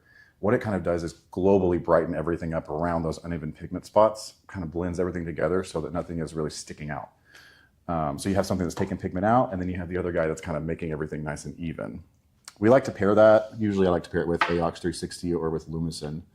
AOX 360 is a workhorse. I would venture to say every patient that comes through your door can benefit from this. I use it on myself every time I treat myself. The reason I like this one so much is because it is your skin's, everything that's in it is going to help reestablish and reactivate your skin's own natural defense mechanisms. So it's going to help reverse UVA and UVB damage. It's antioxidant, so it's going to reduce oxidative stress on your cells. It's antibacterial. It's also an anti-inflammatory. There's just a lot of things in there. So if you're a patient that doesn't have good medical grade skincare, maybe you don't see a medical provider for your skin health on a regular basis, maybe you don't wear sunscreen every day, this is one of those cocktails that you need to incorporate into your routine. And of course, Lumicin is the ever popular PDRN. Right. That everybody. 𝐕𝐈𝐓𝐀𝐄𝐒𝐿. So everyone wants to have that in their face or their hair or their skin or whatever. Right. And this is really it's huge in the industry right now. I'm sure everybody's heard the term salmon sperm. Sodium DNA, salmon sperm, PDRN, which is again polydeoxyribonucleotide. They are strands of DNA that's extracted from a specific species of fish, and it's actually wild-caught salmon, where we get ours from. And we've been creating PDRN since the 90s. We almost discontinued it a few years ago, my boss told me, but when it kind of made a big comeback in the aesthetics industry, it just blew up. Now everybody's coming out with their own version of PDRN. Correct. But the benefits are almost endless. So microcirculation, some new blood flow, the release of growth factors, kills your inflammation, it interrupts the interleukin 10 and the cytokines that all cause your inflammation to come to the surface. This just acts on so many different levels of the skin. It's truly like a fountain of youth. I say that all the time. It is. I mean, it's a great product. Yeah. Okay, so how do we get these into the patient's skin? Like, how is the best mechanism for getting all these great products to do what they're supposed to do. Okay. Most everywhere else in the world, I think we're in 66 countries, maybe a few more, maybe a couple less. In the States, like I was saying, everywhere else in the world, these are used, they're injected directly into the skin. In the United States, we're approved for topical use. So we use the �XCEED microneedling device. This has the capability to go very, very low depth. So we're working at like 0.1 to 0.5, maybe 0.8 millimeters depth. What that means for you as a patient is your downtime is going to be much less. She doesn't have to numb you for this. So it's not super pleasant to have this done. You don't want to sit there and just do it to yourself, but it's totally tolerable without numbing. So that speeds up your treatment. The other part of that is that numbing cream, it kind of makes a mess on your face, gets into your pores. That's always kind of a little thing to kind Well, of and it could sort of inhibit, worry about. It could the inhibit peptides if we're Correct. using that too.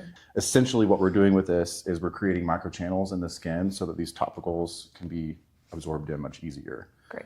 The rate of absorption is just much better that way. So we start by doing a light chemical peel, typically, correct? Yes. And then we use one of these, typically two. We'll do 2 peels back to back. And then we mesoneedle these into the skin. Right. These are brand new. We just launched these in the United States. They're great. We have 4 different types. We just got the 4th one in this past week, but we have a glycolic, a salicylic, and a mandelic acid peel here. And what these do, they're little pods, just like this. So this is really all it is. And she's going to crack this open, and then you just rub it in on your face. So what this is going to do is, it is a chemical peel. It's not something that you would typically do at a derm's office or anywhere else. These are no peel peels. So Sherry would put them on your skin and it's going to go straight in. There is a free acid effect that immediately starts to clean and absorb and dissolve all the excess oil and sebum, kind of helps break up the stratum corneum so that everything can go in cleaner. Correct. Then on the other side of that, there's an encapsulated, what's called liposomal aspect to the free acid. So you get that immediate flash effect, and then you have a long sustained effect for several days after that. They're very nice. So these are great. They work for a long period of time. Right. They work great as a prep. They work great as a prep for lasers. There's a lot of places that these could be used in. Well, and I found out recently that we can send these home with patients, so they can take, Absolutely. they can buy a box of 5 and take them home and do these at home in between their treatments if they want. Right. So that's available too, Yeah. and it's a really nice peel, especially for people who don't do like medical grade chemical peels all Right. the time. This is a great introduction because it's a no peel. Totally. But it gives you that kind of glass skin look for a couple days Right. after the peel. Right. And they're also great. Like you were saying, a lot of providers send these home with their patients and use them, leading up to a treatment or leading up to an event or something, because they just keep your skin really cleaned, exfoliated, and dewy. Yes, part of it. absolutely. Yeah. They're great. They're great. What do you think is the most overhyped or misleading thing in aesthetics today? I think a lot of things are overhyped. A lot of these companies dump millions and millions and millions of dollars into marketing these different treatments. Sometimes they're efficacious, sometimes they're not so efficacious. But it really doesn't matter to the patient, because if they see that something is so in demand and so popular, they usually go for it without looking at the details. Right. To me, that's the biggest problem. I agree.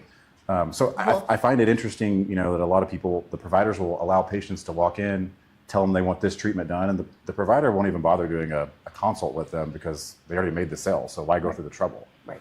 You're leaving a lot on the table when you don't do stuff like that, because there's other things that the provider, is going to spot that the patient doesn't know that they need to address. Right. So that's always Well, a good and thing. they see something on Instagram, on social media, and they just automatically think it's the newest, latest, and greatest, and it's going to be perfect for them. Exactly. And it may not be perfect for their skin, what they saw the other person on social media using it for. So, That's exactly like you right. said, they just come in and they want to tell us, hey, I want this. Great. I'm glad you know what you want, but maybe let me know what your problem is, Right. and maybe I can help you and guide you to something that's going to actually show Right. progress and make a difference. Right, because it's a marathon, not a sprint. Correct. Right. So what you're going to be working on is like a 6-month long, maybe a year, maybe a 2-year process. Right. Like if you're trying to regrow somebody's hair, it's going to take several months. So much time. And it's expensive.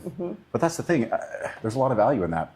Right. Because And you've got to come at it from all different angles. And I mean, skin's the same way. Yeah. So our largest organ, it covers our entire body. Right. And so you can't just, it's not a one and done. not and a it's one not, and and that's why we have all these different things, because you can't always you're not treating one problem. It's always a multi-layer Exactly. issue. It's always a multi-layer. Absolutely. That's what's so great about Toscani. We're talking about mixing up these cocktails.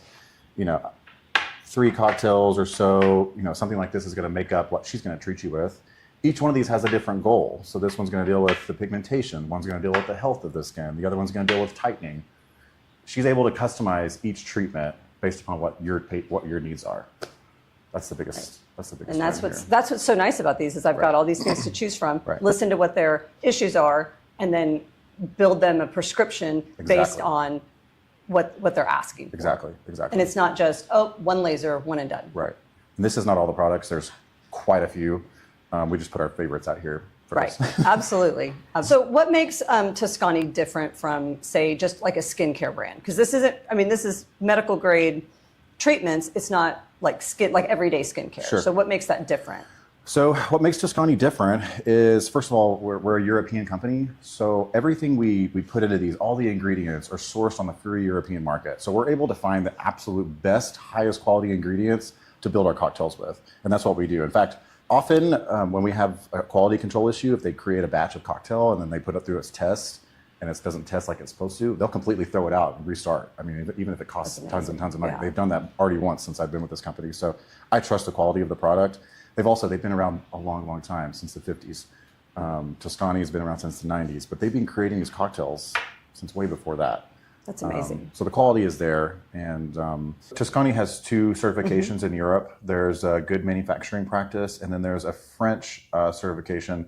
I don't know how to say it, but the acronym is CE. It stands for Conformity European or something like that. I don't want to butcher the word, but basically what those mean is good manufacturing practice is the regulatory function or the regulatory kind of aspect of where we get our ingredients, how we manufacture them, quality control, testing, all of that sort of thing. So that's a very tight thing. That's it's a certification that you have to have, and you have to adhere to all these very, very strict regulations, like I was saying, in order to get that certification.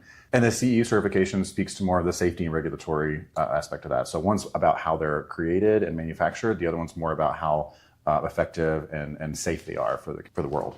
That's for awesome. the market. Well, that's great to know that we have a good, solid product that we're Yeah. giving to our patients. Earlier, you touched on regenerative aesthetics.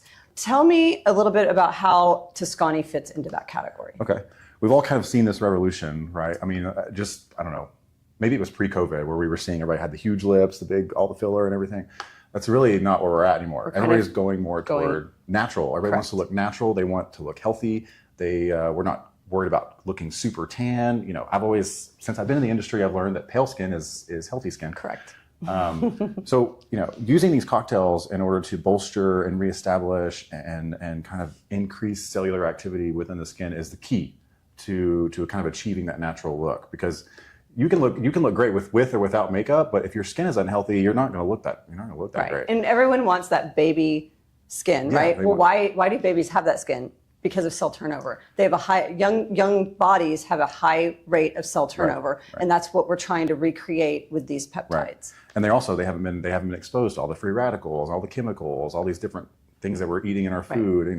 These are kind of helping to counteract all those negative aspects of those different things. But yeah, the industry is going more natural. So you see less people with the duck lips, you see less people with the giant cheekbones that are just a bunch of filler. It's really where the industry's going toward more of a regenerative, natural, like I kept saying, look. That's great, because this fits right into that whole regenerative aspect, because these are peptides, these are all healthy for your skin. Yeah, these are cell signaling. Just think of these like, it's almost like an IV bag that you go and get from an IV therapy place that has all those vitamins or me, and because minerals. we do IVs or too. You, yes, absolutely. So you have patients that come in there and get them, whether it's a vitamin deficiency, or whether they just want it for their general health. These are kind of that same sort of thing for your skin. For your skin. Awesome. In your opinion, with this, we just talked about how much regenerative medicine is flowing into the wellness space and the aesthetic space. Yes. What do you think makes healthy aesthetics different from like an unhealthy obsession? I see. I mean, there's a lot of answers to that. The first thing that comes to mind is kind of managing your expectations. Yeah, I'm sure you have a lot of patients that come in here and they expect, one treatment and they expect a whole slew of changes. Well, it's just not how it goes, right? We can go back to what we were saying earlier about this being a marathon, not a sprint. It's one step at a time. You'll probably have patients that are going to come in and they're going to have several issues to work on. They may have pigmentation. They're probably going to have pigmentation. They're probably going to have textural issues. They're probably going to have wrinkles. They're probably going to have lines. All these things take a lot of time to address. And you can't always address everything at one time. Sometimes you have to address one thing at a time. Well, and the melasma didn't show up overnight. Right. The wrinkles didn't show up overnight. Exactly. So it's going to take time to reverse those things in order to do it. And I don't know if we've really touched on this. So how many treatments per, like, so if I come in and I tell you I want more even skin tone, I want to work on my fine lines and my texture. So we have something for each of those. Is that going to be one treatment and done? And then the next time I come in, we work on something different? Or we say 5 treatments, correct? Do we need to do all 5 treatments for those 3 things? How is it best to address that? It could be that you address those 3 things, one thing at a time. So it may take more than 5 treatments to address those things. So I think when you have a patient that comes in with multiple issues, it's really going to come down to how serious, how severe are those individual issues. Can we address them all with a set of 3 cocktails, or is it going to be something where we have to have a set of cocktails and a set of cocktails, 3 treatments and 3 treatments? It's going to depend on the patient. I will tell you, from what I've seen in my 2 years with Tuscany, or almost 2 years with Tuscany, is a lot of people will try to address everything at one time. And it's totally okay to do that the majority of the time, but you will have those patients that are going to need extra care. So you may have to deal with pigmentation first, and deal with scarring next, and deal with complexion next. It's really going to kind of depend. You shouldn't be surprised as a patient when your provider tells you this is going to take X amount of months and X amount of dollars to address. That's just the way. That's where we're at right. now. I mean, it's not. We're not trying to. It's not a money grab. It's if you want to fix pigmentation, it's going to take a minimum of 3 to 5 treatments to address pigmentation. It's not going to happen overnight with one treatment, but we can address it, and then we're going to take pictures, so you're going to see the progression. So hopefully, by the end of 3 to 5 treatments, you see a significant difference enough to decide whether you want to continue, or if you're done with the after those treatments. And I think with like WCPR and AOX and radiance, I think we could get there in 3 to 5 treatments, depending on the severity of the skin discoloration or melasma or whatever they're dealing with. But each person, it's individual, right? It's not, melasma is this and this many treatments. I mean, melasma has multiple degrees, and melasma is a lifelong issue. You're going to treat it forever. Yeah, it's chronic. I mean, it's a chronic problem. It's not, you can't cure it, is what I'm trying to say. Right. So that's something that we're constantly working on. Right. And so you have to manage it. Right. And it's getting it to where you're happy where it is, and then we try to keep the status quo. Right. Exactly. Kind of like hair. Hair is gonna, you have to keep cumulative, and you have to manage it forever. Right. A lot of we saw this during COVID when people were not able to go in and get their normal hair treatments. Everybody's hair was falling out. She wasn't my client, but she's a doctor of ours, and she was in New York City in Manhattan.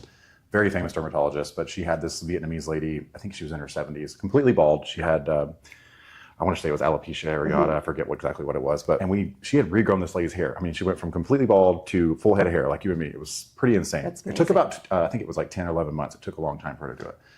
But within a month or 2 of being in the lockdown, that lady's hair had all fallen out. It was really sad. terrible. Yeah. But that just kind of goes to show you have to maintain, Right. and you have to manage. That's just the way it is. Our bodies work that way. Right. Nothing we can do about it. What mistakes do you see clinic owners making over and over, or med spas? I see kind of a one-size-fits-all sort of mentality with a lot of these med spas, especially. For you, it's a little bit different because you guys have an MD in-house. Correct. And also you're an RN, you're not just an esthetician, you're not an esthetician. But a lot of times these providers will try to push these different treatments that they're maybe not getting a lot of revenue in. They'll push those on their patients to try to bump their numbers up and sell what they have. The thing is, it's not always right for everybody. Right.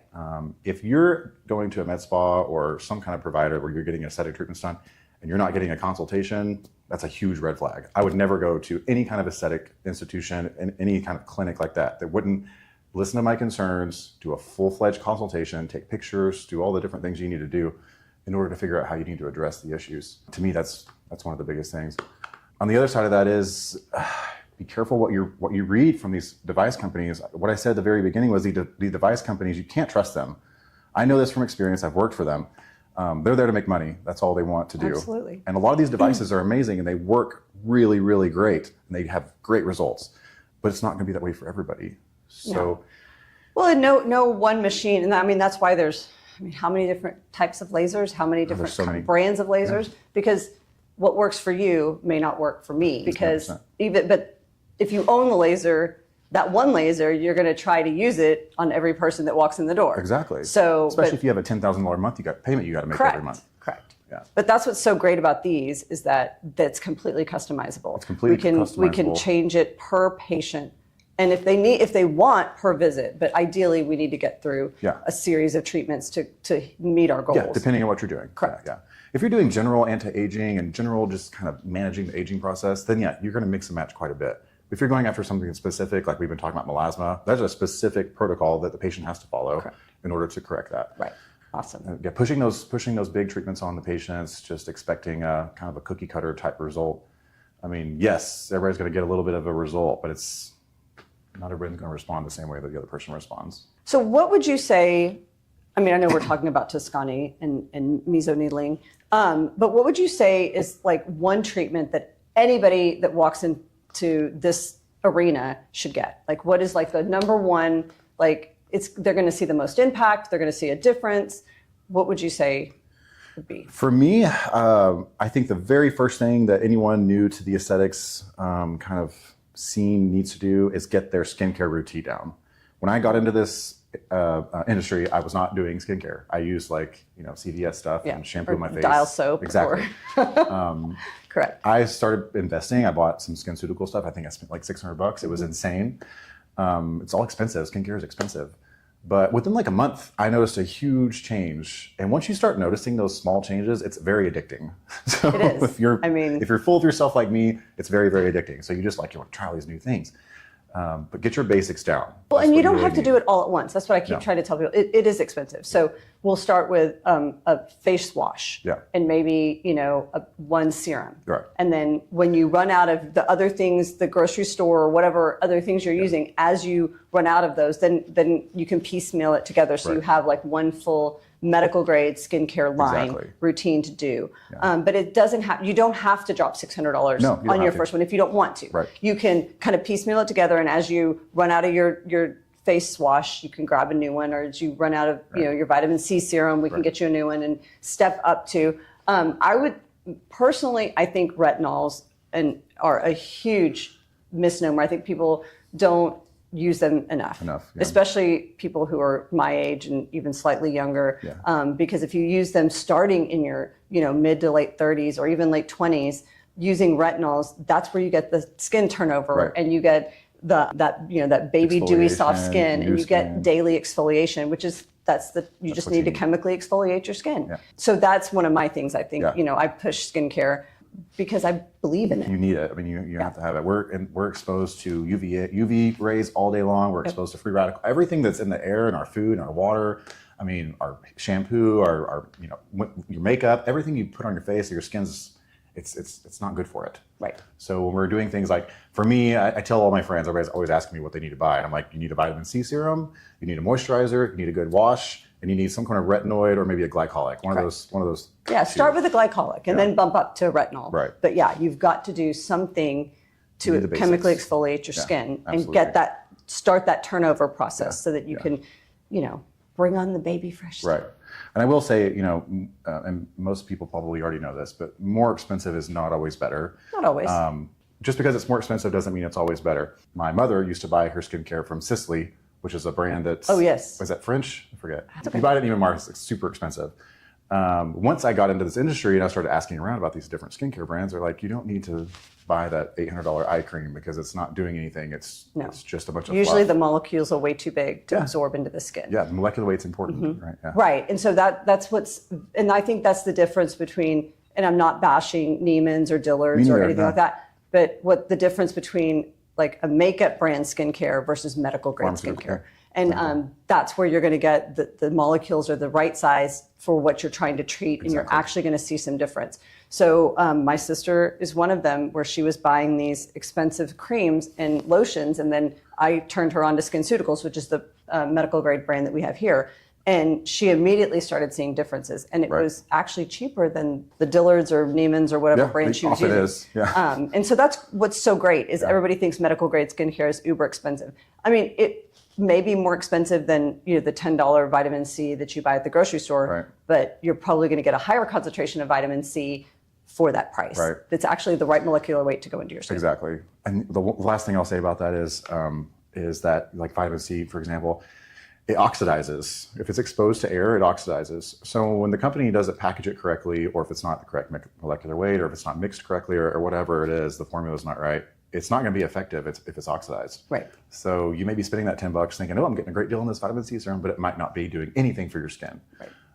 So And why do we use vitamin C? Because it blocks free radicals, Oh, gosh. which is what we're exposed to all day, every day, Right.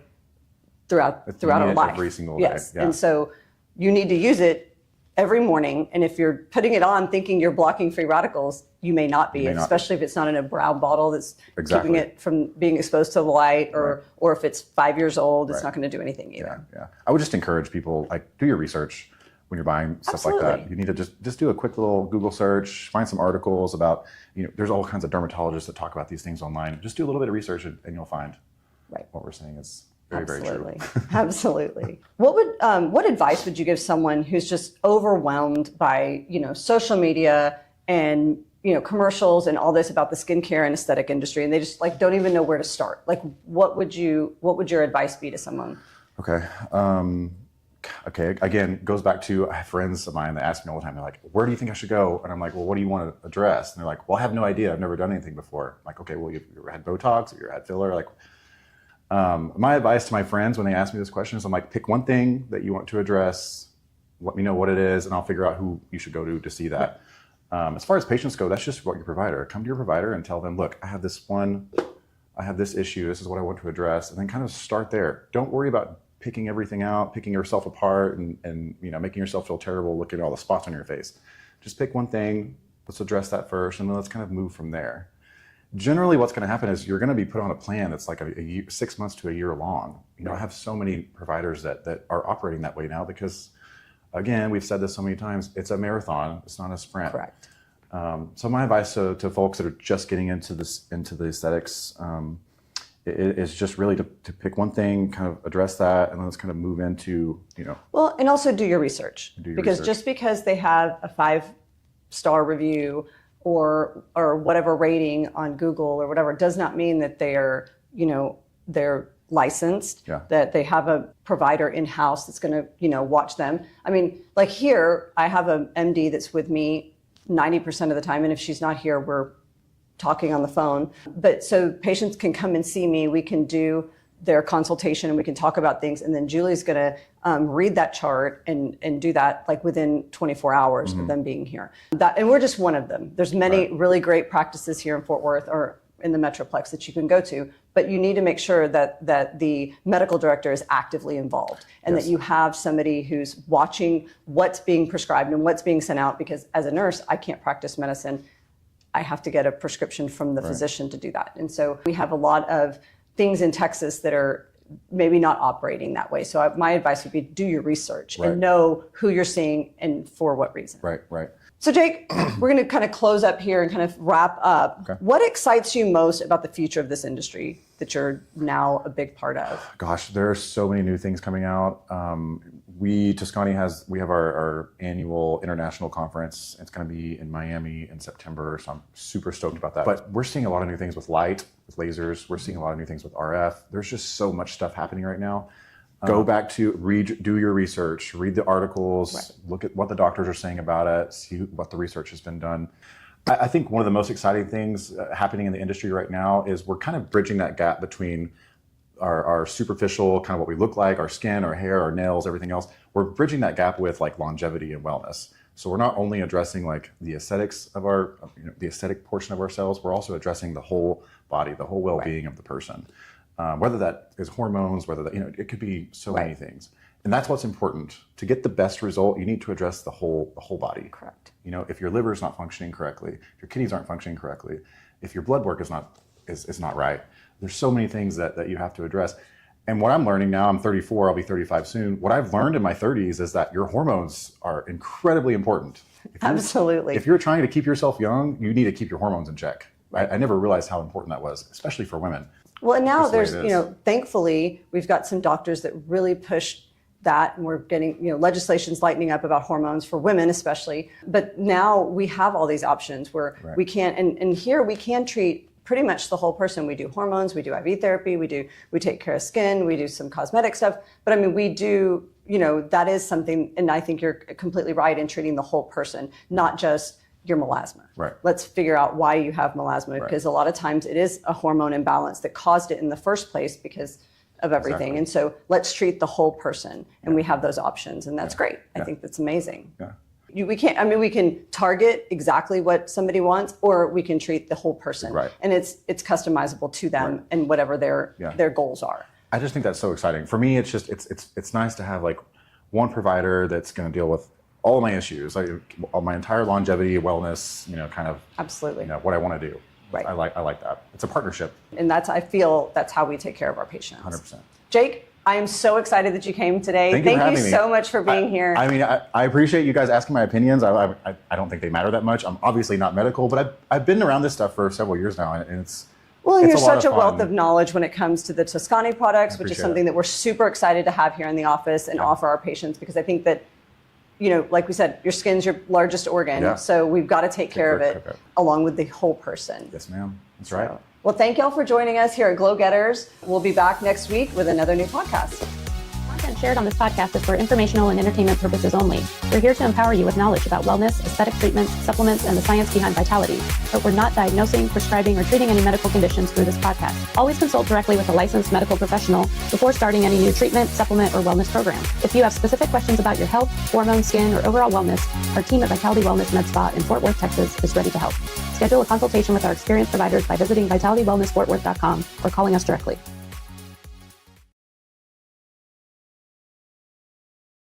It's the doctor, nurse duo in Cowtown, Texas, bringing the tea about longevity and wellness.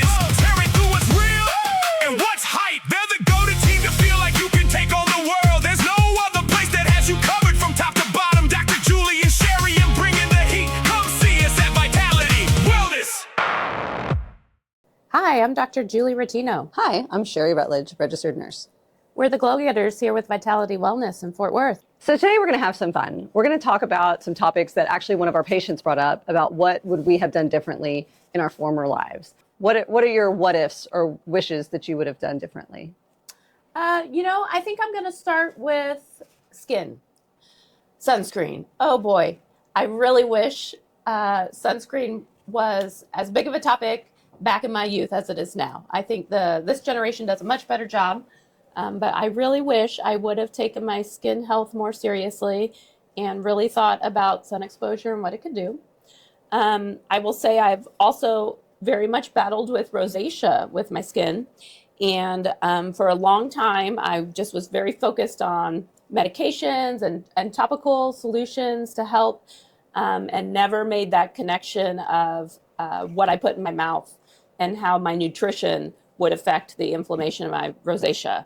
And once I finally made that connect, I really was able to bring it under control. And I mean, if I would have known that 20 years prior, I think I would have had a lot more confidence with my skin. What about you?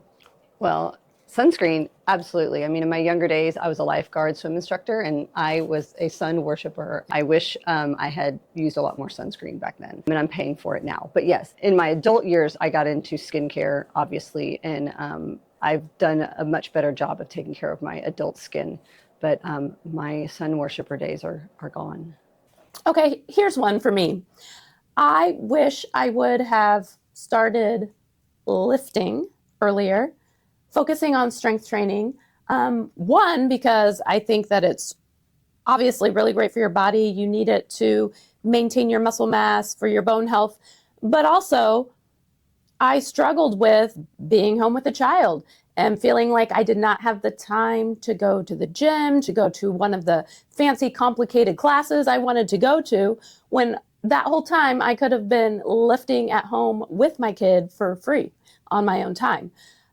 So I think if I could go back, I would definitely prioritize that, and it would have really fit into my schedule, and I would have benefited from that. How about you, Sherry? I mean, piggybacking onto that, Lee, I feel like, I love, people who know me today know that I love to work out, but I really only started working out regularly about 7 years ago. My younger days, pre-marriage, pre-children, I was quite fit. But then once I started working, got married, had kids, I just let it all go because I have mom guilt. I didn't want to leave my kids. I was worried about fitting it all in. And honestly, just trying to fit in gym time and work time, it was just too much. Working 12-hour shifts, and then you do 3 12s, and then you're just exhausted on your day off. And then you add kids and a marriage on top of that.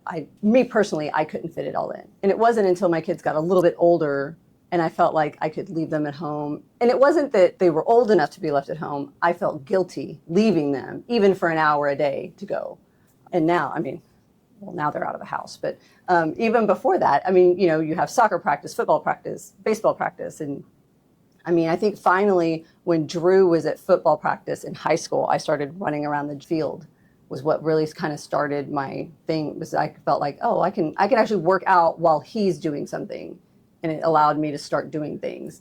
But it would have been nice to prioritize it earlier. Correct. Way earlier, because now I think back and I'm like, man, life is so much easier now. You know, You feel good. I feel good. Yard work is easier. You know, everything I do is easier. Mental health is improved. Because I'm in better shape. And Absolutely. And I cook better dinners at home because I want to feel better, because I feel better when I eat better. I mean, there's a whole cascade of events that have happened because I'm working out regularly. And so I wish I would have prioritized that, like from the time I was in my 20s instead of waiting until I was in my 40s. You know, I also wish I would have prioritized yoga. I never really used to appreciate yoga, but I know now that having mobility is more important than having strength or endurance as far as living a long, healthy life. And again, yoga, something I could have been doing at home for free with my kid. Really wish I would have incorporated that. Well, and I need to learn how to do that more because I do it, just not as often as I should. You do it when I make you come with me. Yes. Absolutely. I'm learning to love it. And I do love yoga. I like old school yoga. I'm not as attuned to the new. You don't want the hot infrared sculpt yoga? I like hot. I like infrared. I don't like the feeling like I'm in a club. I'm not. I like what used to be called Bikram yoga. The quiet, no speaking, you just do the moves, and it's very zen.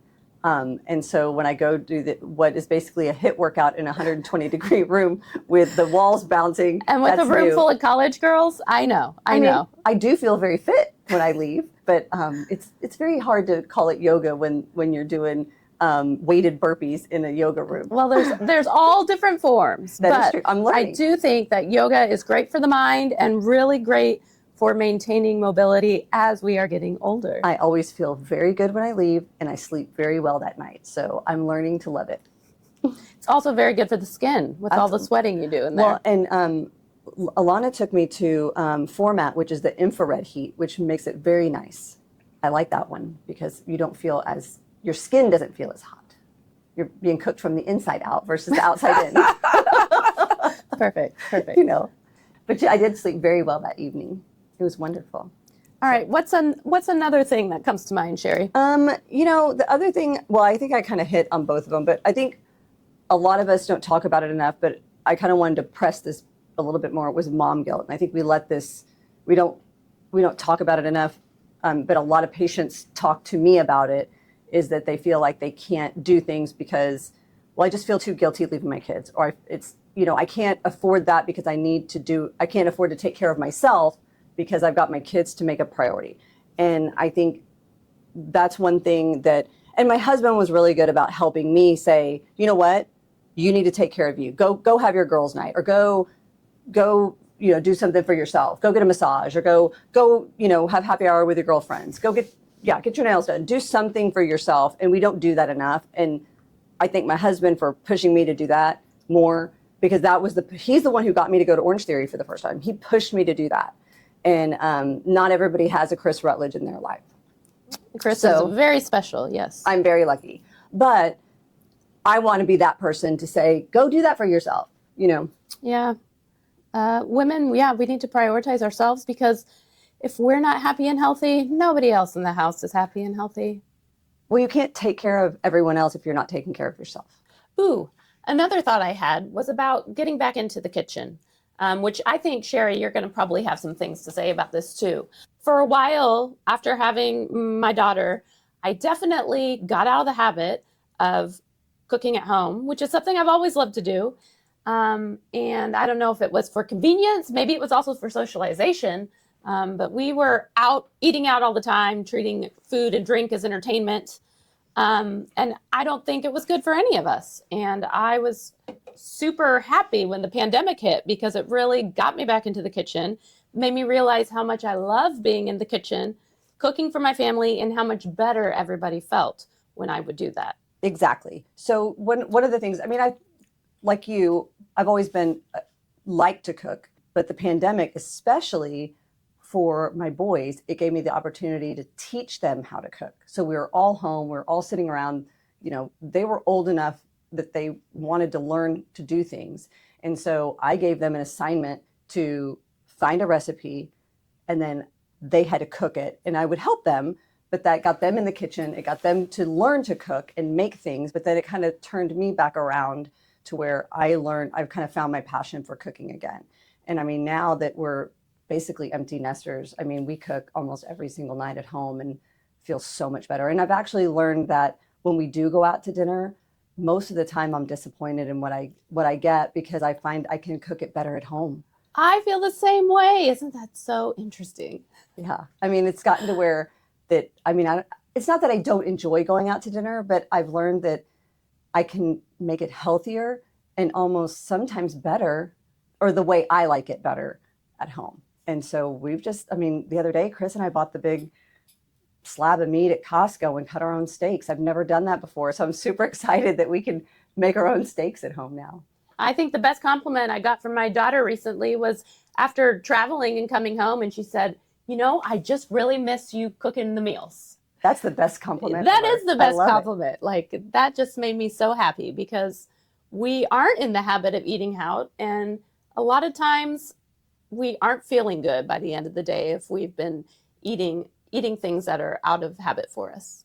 Yes. And I think, you know, I think both of us have been good about teaching our kids about making protein a priority, fiber a priority, and, you know, teaching them kind of what a balanced plate looks like, so that when they do go out, they kind of know what to look for and what to pick. And so I pride myself in that my boys, while it's expensive to eat out with them, they choose healthier options when we do go out to eat. So I pride myself in that, you know, and people will come over and are surprised that my kids will eat some of the things that I'm making, because they can't believe that they'll eat beets or Brussels sprouts or other things that I've made, because that's kind of what they grew up eating, and they ask for those things. Well, and you've taught your college son how to eat healthy and eat on a budget. I don't know about a budget, but yes. Hopefully. Which is something that was a struggle for us when we were college age. Yeah, I ate ramen noodles, which are not healthy. Beans are so healthy, and they are so cheap. So yeah. I am on a bean track right now. Your family is so tired of beans. They are. But they are really great for you. I am loving the butter bean right now. It is protein and fiber, baby. I know, you can't go wrong. No, but you better learn how to eat this, because when you're in an apartment, you might find that beans are quite budget friendly there, Slick. They are on a college budget. Absolutely. So yes, my older one appreciated it. My younger one, not so much. He was used to the ribeye steaks that mom and dad cook every now and again. So Julie, earlier you were talking about how you learned your nutrition played a large role in your skin, and how once you finally started learning how to eat well for your rosacea, it made a large difference in your skincare. And I think that's what people don't understand. Like, I think one of the things that's big on, if people look at TikTok or Instagram, sardines is making a big comeback. Tinned fish is making a giant comeback, but it can play a giant role in how your skin looks, because sardines are high in omega-3s. They have vitamin D. And while people might think they're gross, but if you eat sardines, you know, once or twice a week, you can have some glowing skin, because of what you put in your body comes out through the largest organ of your body, which is your skin. And I go see my dermatologist regularly, and he doesn't want to talk about what treatments I should be doing or what compounded creams I should be on. He gives me a piece of paper, and it tells me, this is what you should eat and this is what you shouldn't eat. And all he really wants to talk about is my nutrition, which, you know, I think is hilarious. But I do have a lot of patients ask, when is a good time for me to start chemical peels? When is a good time for me to think about Botox? Like, if you're in your 20s and your 30s, what would you recommend, Sherry? Well, I mean, I think it's never too early to start talking. Obviously, it's never too early to start talking about your skin. And I think chemical peels in your 20s and 30s, absolutely. And skincare, you know, you should start as early as your teens, as we see with your lovely daughter. TikTok has made, yes, teen skincare very much a hot topic. And so I think skincare, you know, like you said, with sunscreen, wearing sunscreen daily, and just taking good care of your skin from the inside out and also from the outside in. But we can do chemical peels starting as early as in your 20s and 30s. Botox, I think, starting in your early 30s, if you have some little crow's feet or your 11s and you want to take care of those, why not? It's not going to hurt you. You can do it once and not do it ever again. You can continue to do it however you want. Chemical peels are a great, easy, usually budget-friendly way to do some skin, treat some fine lines. Mostly it's going to take care of just overall skin health. It's going to treat uneven skin tone. It's going to help with some fine lines. It's going to exfoliate mainly and help give you that nice glow Yes, the glow. that everyone's looking for. What about the trending mesotherapies and microneedling? Well, that's the best treatment of 2026. And I think we've got that here with our Toscani peptides. So you can mesotherapy that peptides right into your skin and really we can treat pretty much fine lines, uneven skin tone, melasma, and you just people have heard of skin pen. It's similar to that. It's like a scratch, you kind of rough up the surface of the skin, drip in the peptides. And we can even, with us, we're going to do a light chemical peel to help exfoliate the skin so those peptides attach to the skin even better. So these are things we're seeing people turn to in lieu of lasers and surgery right now. Absolutely. Is that true? 100%. We're super excited to give you a little sneak peek about this Toscani products. We already have appointments booked, so stay tuned for that. We're super excited. Yes, absolutely. Thank y'all for joining us today. We are so happy to be able to share our thoughts with you guys, and thanks to our patients for suggesting topics. Keep them coming. But again, thank y'all for joining us, and we'll see you next time. The content shared on this podcast is for informational and entertainment purposes only. We're here to empower you with knowledge about wellness, aesthetic treatments, supplements, and the science behind vitality, but we're not diagnosing, prescribing, or treating any medical conditions through this podcast. Always consult directly with a licensed medical professional before starting any new treatment, supplement, or wellness program. If you have specific questions about your health, hormones, skin, or overall wellness, our team at Vitality Wellness Medspa in Fort Worth, Texas is ready to help. Schedule a consultation with our experienced providers by visiting vitalitywellnessfortworth.com or calling us directly.